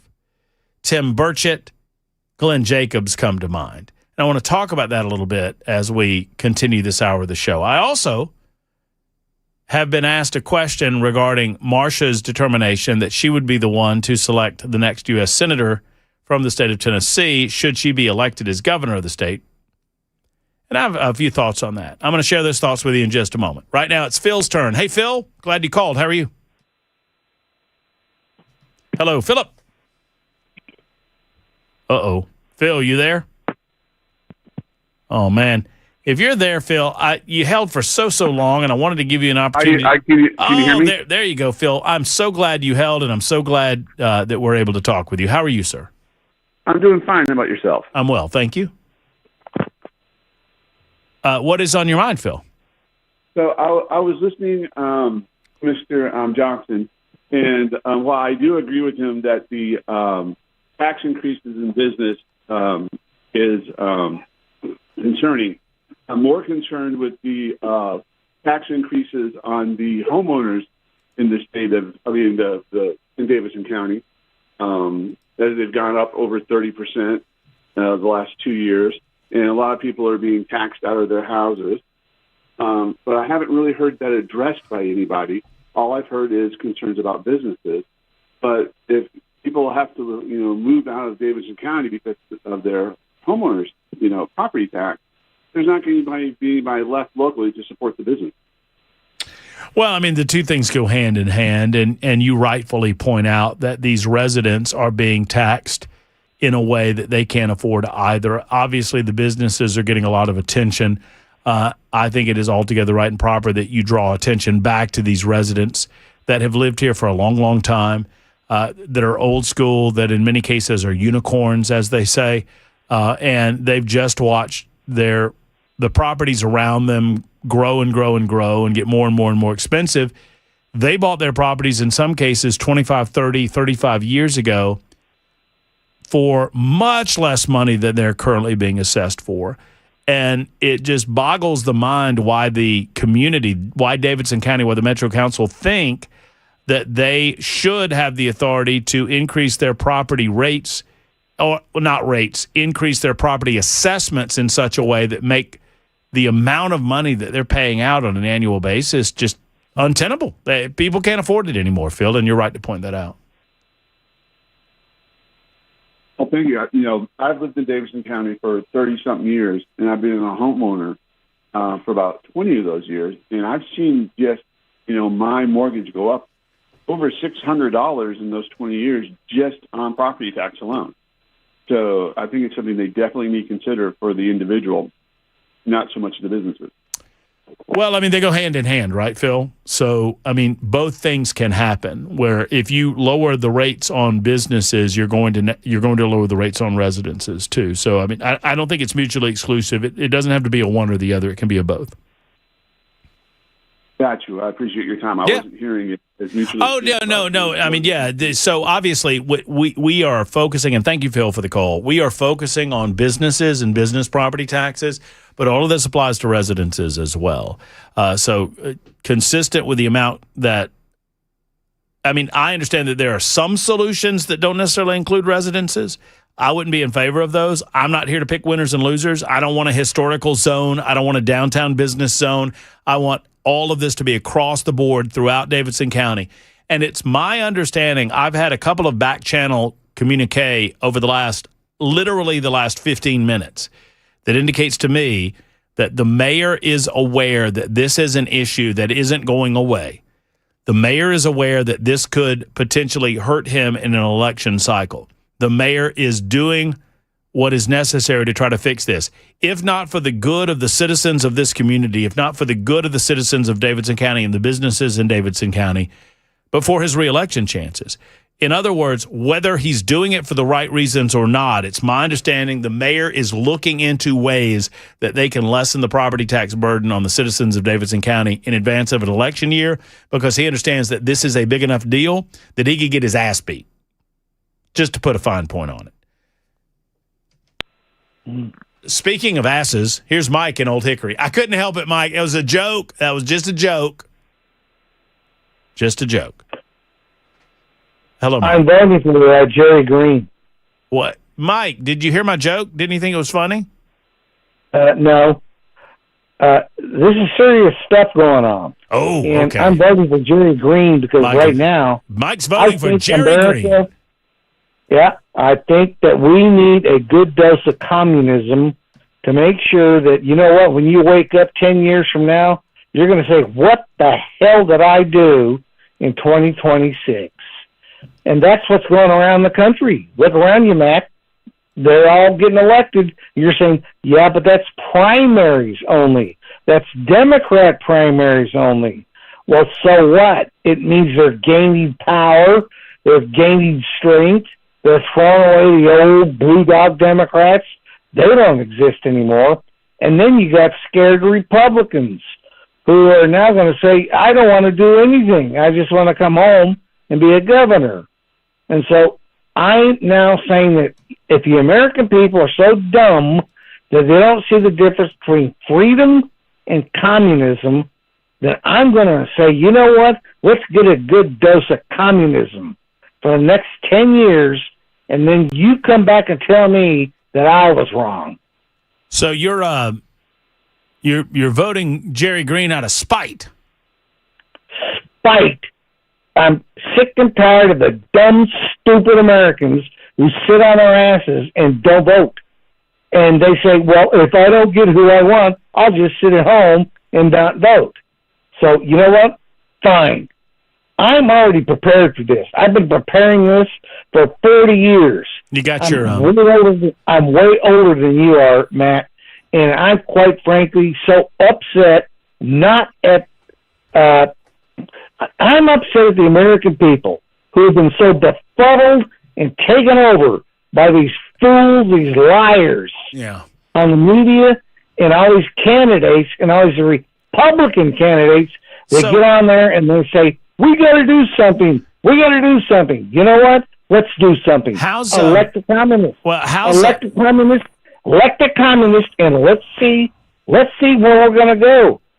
Okay, so how does this help prove your point? I'm confused. I understand your frustration. I share some of that frustration. I'm just trying. You're very serious today, Mike. So I'm taking you very seriously. So I understand your frustration. How does voting for Jerry Green prove your point? I'm confused. Because she is going to bring policies to the state of Tennessee as governor, not as a state rep or as a state senator, but as governor that can change where we go in the state senate and the state assembly. In other words, pass progressive, liberal, communist, atheistic, Muslim policies. Now, that won't happen like in the first year. But if she's governor, I guarantee you that the media is going to come down here and say Nashville is now pro-communist. Well, they would say Tennessee's pro-communist because exactly she's running for governor. Well, Memphis is. That's where she comes from. So when she comes to Nashville as governor, she'll push it. Hey, and I guarantee you, Mike, hold on just a second. Hold on. I've got to ask the group a question. I want you to hang in right there for just a second. Jackson, is Ken behind you? Yes, sir. He? Hey, Ken? Yes, sir. Okay, I need a poll from you two. Mike, you hang in there.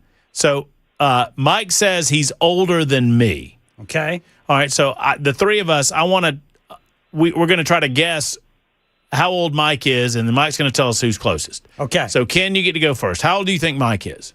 I think Mike is 63. Okay, 63. Jackson, how old do you think Mike is? How old was Yoda? That's not very nice. Yoda's old. Yoda's like 800 or something. No, that's actually the baby Yoda. What? The baby Yoda's 800? I think so. Wow. I don't know, Jackson, but so you're saying older than 63? Give me a number. 84. 84. I'm going to split the difference, and I'm going to say Mike is 73 years old. Mike, who is closest? 73. Son of a biscuit eater. All right. Winner, winner, chicken dinner. Son of a biscuit eater. All right, Mike. Well, Mike, in all seriousness, don't vote for Jerry Green. She's a dunderhead, man. Well, I've been watching politics since the 1970s. You know, I flew for the 101st Air Mobile Division up at Fort Campbell back in the 70s, early 70s, and wasted fuel. I was told to go up and waste jet fuel as a helicopter pilot just so we could keep our quotas. This country has been wasting forever. And when I watched politics from then, I said, what is going on here? And then I started watching all these so-called socialists. Back then they were called Democrats. Yeah. And then they become blue dog Democrats. And then they became, they're patriots, but then they turned into non-blue dog Democrats. Then they became just Democrats. Then they became all of a sudden socialists. Yeah. And now they're communists. They're communists. Well, Mike, I want you to reflect on your optimism for the Tennessee Titans this year and share the same optimism for the future of the state of Tennessee. Well, if we go to the polls and do the right thing and get off your damn ass across the country, off your damn ass, we can stop this. And for a second, I thought you were calling Dan Mandis an ass, but you said damn ass. Not okay. Thank you, Mike. Somebody told me that Mike called our friends over at The Zone a few minutes ago and was expressing great optimism about the Tennessee Titans. It's going to be a fun season. It will be a fun season. You expect? I'm going over. Your expected win total is 7, right? Is that correct? Yeah. Have we made an official declaration as of yet? I'll go ahead and say I think it's a 7-10 season. I'm going over, baby. I think we're going to shock the world. I think 8-9 and 9-8 could be in the offing. I feel good about this new coaching staff. I think that's a good range. I think, and Jackson is naturally, I feel like you're naturally a pessimist when it comes to these Titans. Yeah, because when I'm not, I get very irrational and very angry. That's fair. If Mike votes for Green, he's a 73-year-old dumbass, says Keith. Well, that's fair, too. 25 after the hour. Time for a break, and we'll be back coming up in just a few minutes. Ken Weaver's got a newscast, and I've got a few things to say about Marcia and her selection for her replacement in the U.S. Senate. That's on the way next.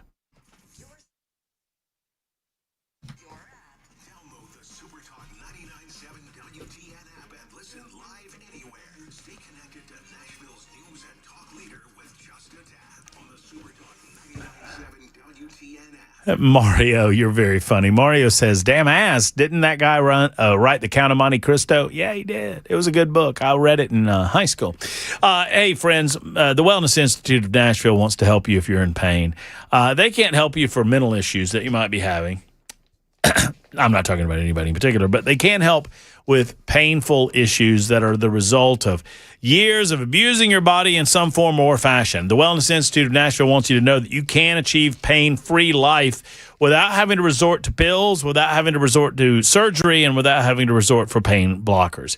All of these things are options on the table, but they should be last resort options. I mean, obviously, they don't believe that you're going to have to deal with the pain blockers or the painkillers anymore. With the Wellness Institute of Nashville, they have the solutions. They have an epic spinal special for spinal decompression going on. They've got the HydroWave system. That is absolutely fabulous. People love it, and they drive from far and wide to get to it. And then, of course, Medical Bay One, a new invention by Dr. Kevin Mitchell himself. Dr. Mitchell and the rest of the team, they want to see you non-surgical spinal decompression. Oh, my goodness gracious. $33 off every visit. That's an epic spinal special. It's available for you in 2026. So go to painisbad.com, painisbad.com to find out more, or call 615-246-5009, 615-246-5009 for our friends at the Wellness Institute of Nashville.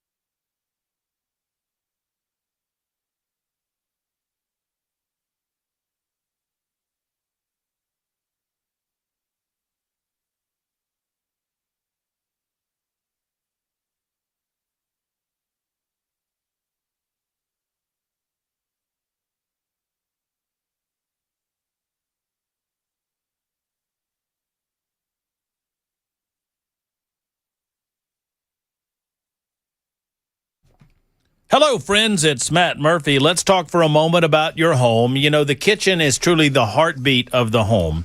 It's where kind of all the action happens, right? When you think about Thanksgiving, Christmas time, when you think about special memories and special moments, oftentimes it's around the kitchen. Well, if you don't have the right cabinets, if you don't like your kitchen, it can put a sour or a damper on that experience. What about Timberland cabinets to improve the heart of the home? That's what it's all about, friends. And I'm telling you, Timberland cabinets, they are such a wonderful thing to have in Middle Tennessee. They're located in Columbia. Their factory is right there. They put all of these cabinets together right there with high quality in mind. Kitchen and bathroom cabinetry that you'll be proud of for years and years to come. Home builders, remodelers, and dealers across the U.S. already know about Timberland cabinets, and it's time that we did as well. They emphasize both beauty and functionality in their cabinet designs, and you can see so many of the different designs on the showroom floor right now. Now, if you want to go online, TimberlandCabinets.com, TimberlandCabinets.com for all of the information you need. You'll see all of the different designs and styles and colors and all of that. But understand this, when you walk into the showroom, they can help assist you from start to finish in your entire kitchen or bathroom remodel. All it takes is a telephone number or to get started at 931-499-7170. Tell them I sent you, 931-499-7170 for our friends at Timberland Cabinets. Times are tough. Absolutely, I agree. Now, if you need a new truck or a minivan, maybe an SUV, Mid-10 Ford, they can help you out with great selection, terrific pricing as well. Mid-10 Ford, they've been around for 56 years, since 1969, helping people get the vehicle that is right for them. They can help you save $1,000 or more on select Ford trucks. They also offer special financing as well if you need it. Now, Mid-10 Ford, I like to say that they're a one-stop shop.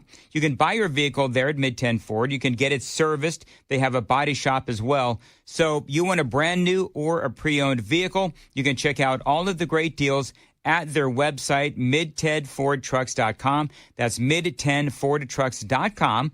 They offer low-pressure sales, maximum customer service if you show up at their business, 1319 Foster Avenue. This is a family-owned business going back 4 generations. So, yeah, they do know how to treat customers. So let them help you get into your next vehicle. Again, low-pressure sales, maximum customer service. Find them online, mid10fordtrucks.com. That's mid10fordtrucks.com. Let their family take care of your family.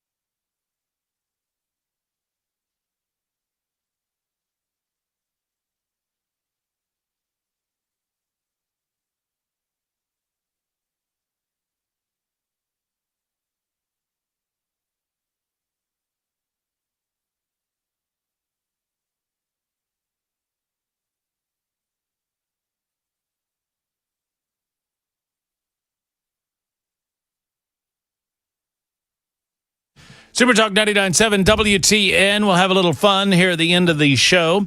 We've got a Matt Murphy Movie Mayhem review to get to momentarily. We normally do this on Monday night when everybody does their job. But sadly, Jackson was unable to complete his task over the weekend. You know, it's kind of become a Tuesday thing. And so we'll do it on a Tuesday. Just like we did last week. I don't remember last week. I don't remember that. Whatever there. Hold on. I had something else. Well, I had something else to do before I did that, and then I was going to do that. Okay. Hold on. I got to pay this off, and then we'll do it. Stand by. One more little piece of political stuff.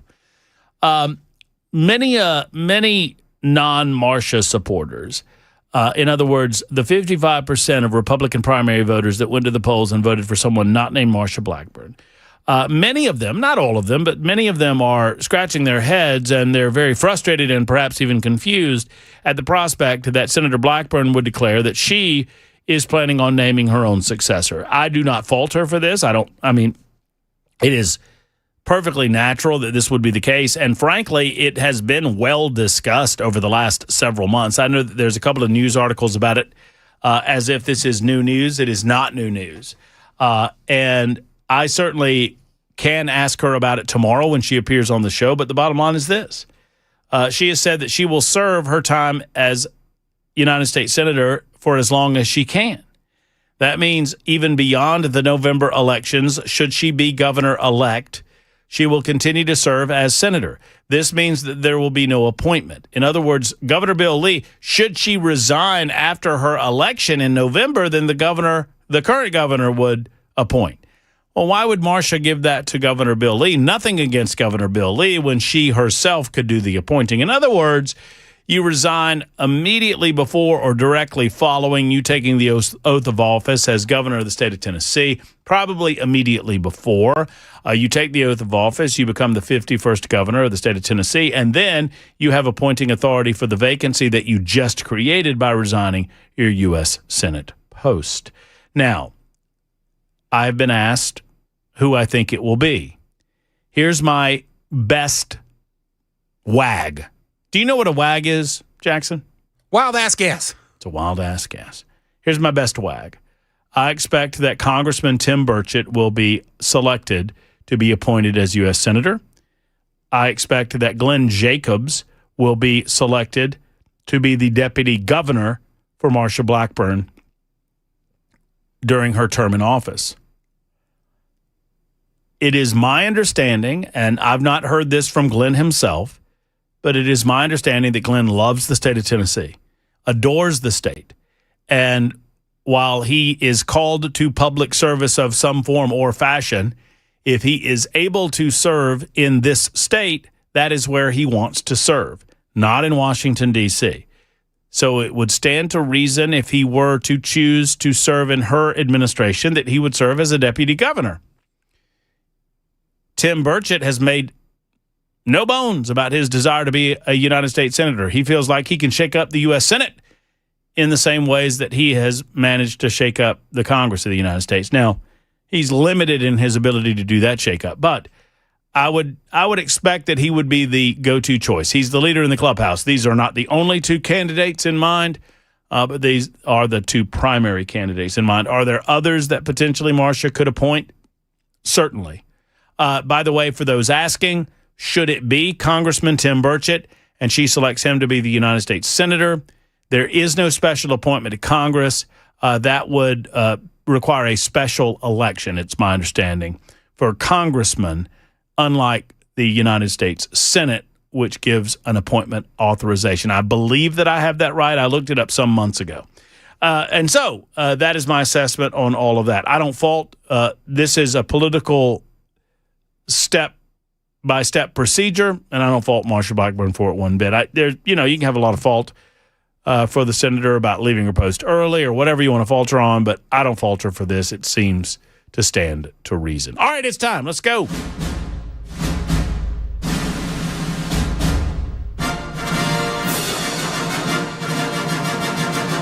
That's right, ladies and gentlemen. It's time to step away from the world of politics and into the pop culture realm, the world of the movies. Yes, Matt Murphy Movie Mayhem is upon us. Our movie over the weekend was Project Hail Mary, probably the most modern film that we have decided to review, I would suppose. The terrible movie, The Sheep Detectives. This came out 1 month after. Okay, The Sheep Detectives was pretty bad. That was awful. It was not exactly what we had anticipated it would be. But this film, on the other hand, was fairly good. I enjoyed it. I thought it was well constructed. I'm going to give you, Jackson, fresh off of your viewing last night, an opportunity to review the film. What did you think? I thought it was a really good movie. Just like a heart. It was a more heartfelt version of Interstellar. It felt like to me. Because you kind of had the buddy dynamic of Rocky and Grace, Ryan Gosling and the little four-legged bugger. Yeah, the Rocky. little alien creature. Yes, yeah. He looked like you know how E described him. She said he was like a little cooked turkey with spider legs. I think that's pretty good. I think it is, but very heartfelt, very fun. I just don't like Ryan Gosling. What do you mean you don't like Ryan Gosling? His face just makes me angry. What has Ryan Gosling been in? Well, he was a liability in coverage on Remember the Titans. Okay, sure. As Alan Bosley. He was terrible. Uh-huh. And then he was in the Barbie movie. I didn't see that. I think this is only the second movie I've ever seen him in. And you don't care for him? Don't care for him. You would have allowed Ryan Gosling to die in space and saved Rocky. Yeah. I guess that's fair. If I could only save one, you'd go with Rocky. Oh yeah. Did you get a little dust in your eyes at any point during this film? No, not really. I thought it was really sweet at the end when they're hanging out on the beach talking. He's like, I can fix your ship. You go home. He's like, I'll think about it. Yeah. And he starts teaching again. Yeah, that was good. Heartfelt. I'm all good. Man, oh man, when the I don't want to give anything away, but when the scene that culminates, and I'm not giving anything away when I say this, but the scene that culminates with him saying, "Don't worry, I'll watch you sleep." Oh, come on, man. It's very sweet. It is an interesting movie. I always like to look at the hard science on these science fiction projects, and apparently in modern cinema, they're trying their best to make these realistic in terms of physics, chemistry, and orbital dynamics. And they did pretty good in Project Hail Mary. Obviously, the math behind traveling close to the speed of light is a little difficult to pinpoint. And obviously, you experience time differently when people back on Earth are grounded, and so they fudged that just a little bit. They used centrifugal gravity as well.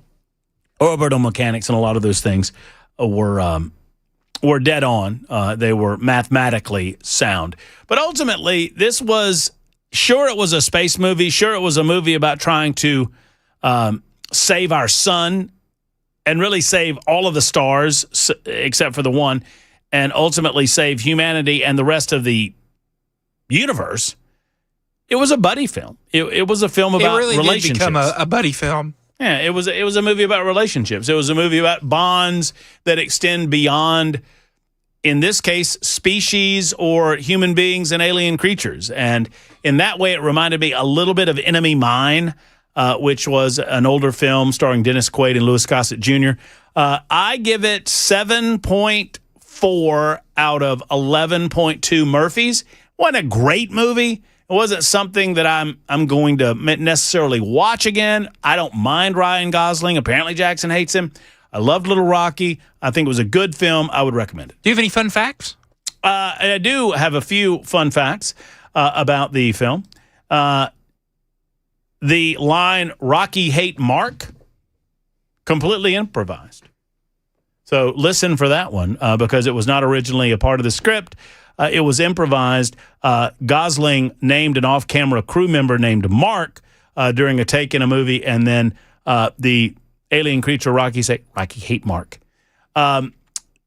Did you notice the nod to Steven Spielberg during the movie?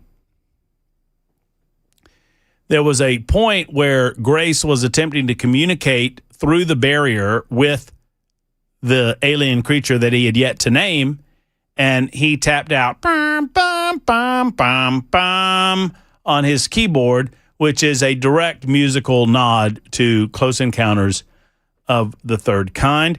Rocky identifies his home system as 40 Eridani, which is the exact fictional star system where the planet Vulcan is, where Spock came from.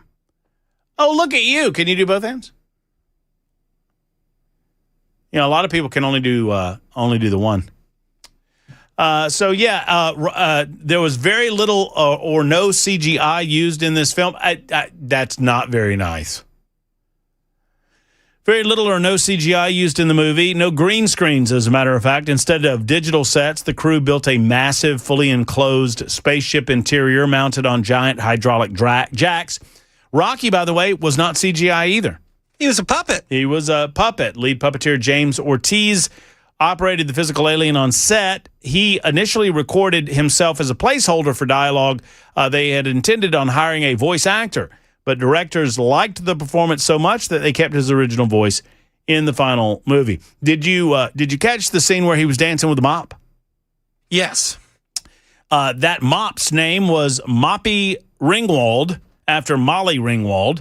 To help Gosling feel less lonely during early solo scenes, the crew built a prop out of a mop, a dress, and glasses, affectionately nicknamed it Moppy Ringwald, which eventually made its way onto the scene and onto the screen in a scene where Ryan Gosling, before he gets serious about his mission, he's just found dancing. By the way, so without giving this away, did it bother you how he got on the spaceship? Oh, bothered the hell out of E. She hated it. The way they convinced him. Yeah. I thought it was I thought it was very realistic. I thought it was a good twist. I thought it was a good twist too. Not everybody's a hero. You know what I mean?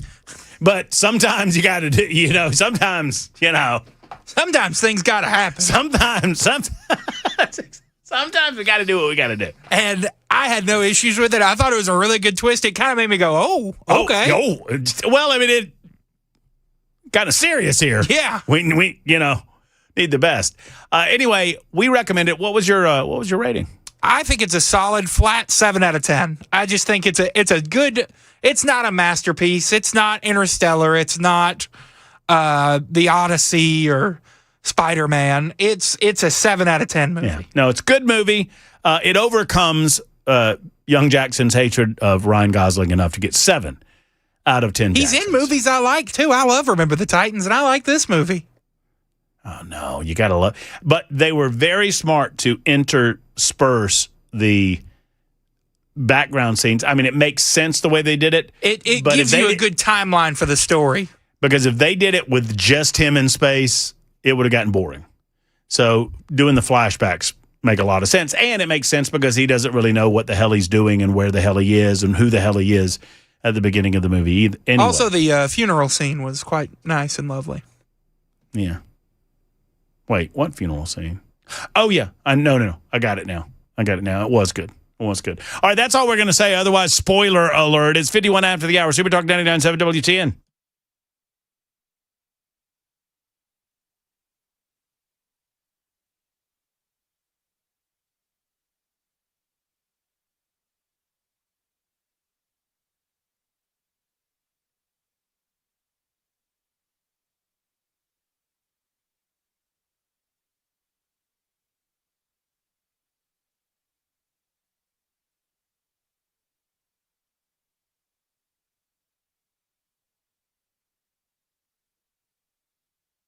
Hello, friends. Matt Murphy for the Glock store, the one and only. You know I love talking about the Glock store. I love their retail space. I love their Shoot 270 rooms, never lanes at the Glock store. I love their manufacturing division. By the way, did you know if you just stop by the Glock store, they'll let you tour their manufacturing facilities. You can see their 3D printer outlet. I mean, it's insane to watch what they do at the Glock store. They make so many different accessories and whatnot right there on site. And on site, Saturday, September 19th, I'm very excited to remind you that Force on Force is back with 2 separate classes, 9:30 a.m. and 2 p.m. But here's the deal, friends. If you think you can do this on Saturday, September 19th at either 9:30 or 2, you need to go ahead and sign up because these classes are limited in space. Every class starts with a briefing on current Tennessee law and event parameters. You'll get a safe word for this event, which is pretty cool because this is as realistic as it gets when it comes to live action scenarios that not only test your marksmanship but test your second decision making skills. It really puts in combination not only the how to shoot, what to do, but when to do and when to shoot, which is just as important as whether or not you're proficient with your gun. You have professional evaluation after every scenario, evaluations based on Tennessee firearm law. The experience was insane. I did the Force on Force, and I've never had a more realistic response to a situation like I had with Force on Force. And I'm proud to say I neutralized my threat. Will you? Find out. Only 15 slots available per session. Reserves yours now before they sell out. Glockstore.com/FOF. Glockstore.com/FOF.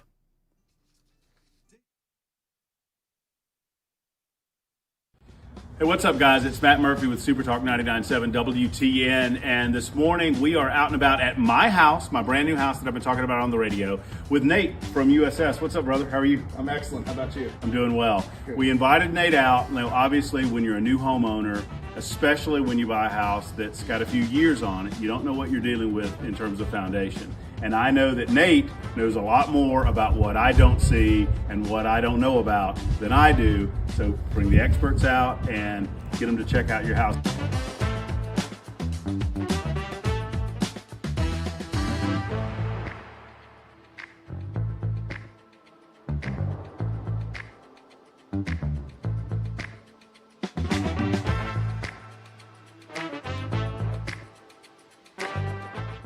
Hey guys, Matt Murphy again with Nate with USS, and Nate has just wrapped up kind of a look at the house. And Nate, what'd you find? Well, your house is in pretty good shape for the age of it. I had to look pretty hard to find. Okay. Your house being on a slope like it is here, I think we could do a lot of good by trying to terminate your downspouts a little Okay. further from the house there. Okay. Roof water is the killer of foundations, and so if we can just get it to a positive grade to drain away from your house, I think that's real cheap insurance. You want to kind of get it out and downhill. That's right. Yeah. That's So the idea. make sure that it doesn't come right back down towards the foundation walls and causing issues, settlement or leakage. Now, if folks are watching this video and they are like, we need to get Nate out to the house to do a look. I mean, it took, I watched you do it. It's, 30, 45 minutes, something like that. Yeah. To do a comprehensive kind of an examination around the house. And they just give you a call and schedule? Yeah, absolutely. You can call our main phone number, or you can call reach USSTN.com and Sure. schedule right through the website there. Our girls in the call center will get back to you just about immediately, as long as it's during business hours. So This just makes a lot of sense, folks, for you guys to do an examination of your house like we've done, to check it out. I'm going to get those gutters done with Nate and his team at USS, and then we'll do a video and let you know how those look at the end of all of this. So thank you, guys. Hey, that'd be great. We appreciate you, brother. Matt, All we right. appreciate you.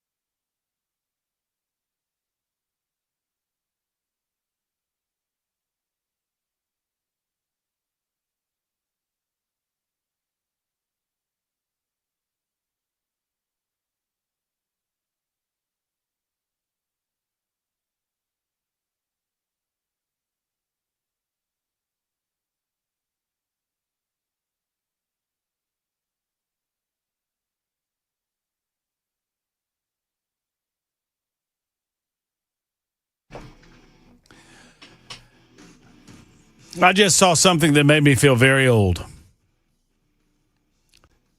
Your reflection? No, Jackson. Not my reflection. You really did beat me to it. I saw it coming. No, man. Ludacris is selling one a day. Like men's vitamins. Have you seen this? No. Ludacris. Like Ludacris is selling men's one a day 50+ vitamins. As you would say, the hip-hop artist. Something's wrong with that. I just bet a fella $5 because this fella says that Marsha's going to pick Glenn for U.S. Senate. I believe that it will be Tim. That's fine. That's a fair bet, though. Friendly wager, friendly gentleman's wager. By the way, speaking of a gentleman's game, we play one every day called Nincompoops in the News. Always a very exciting contest. And I won. You did not win. you actually, your error cost you votes.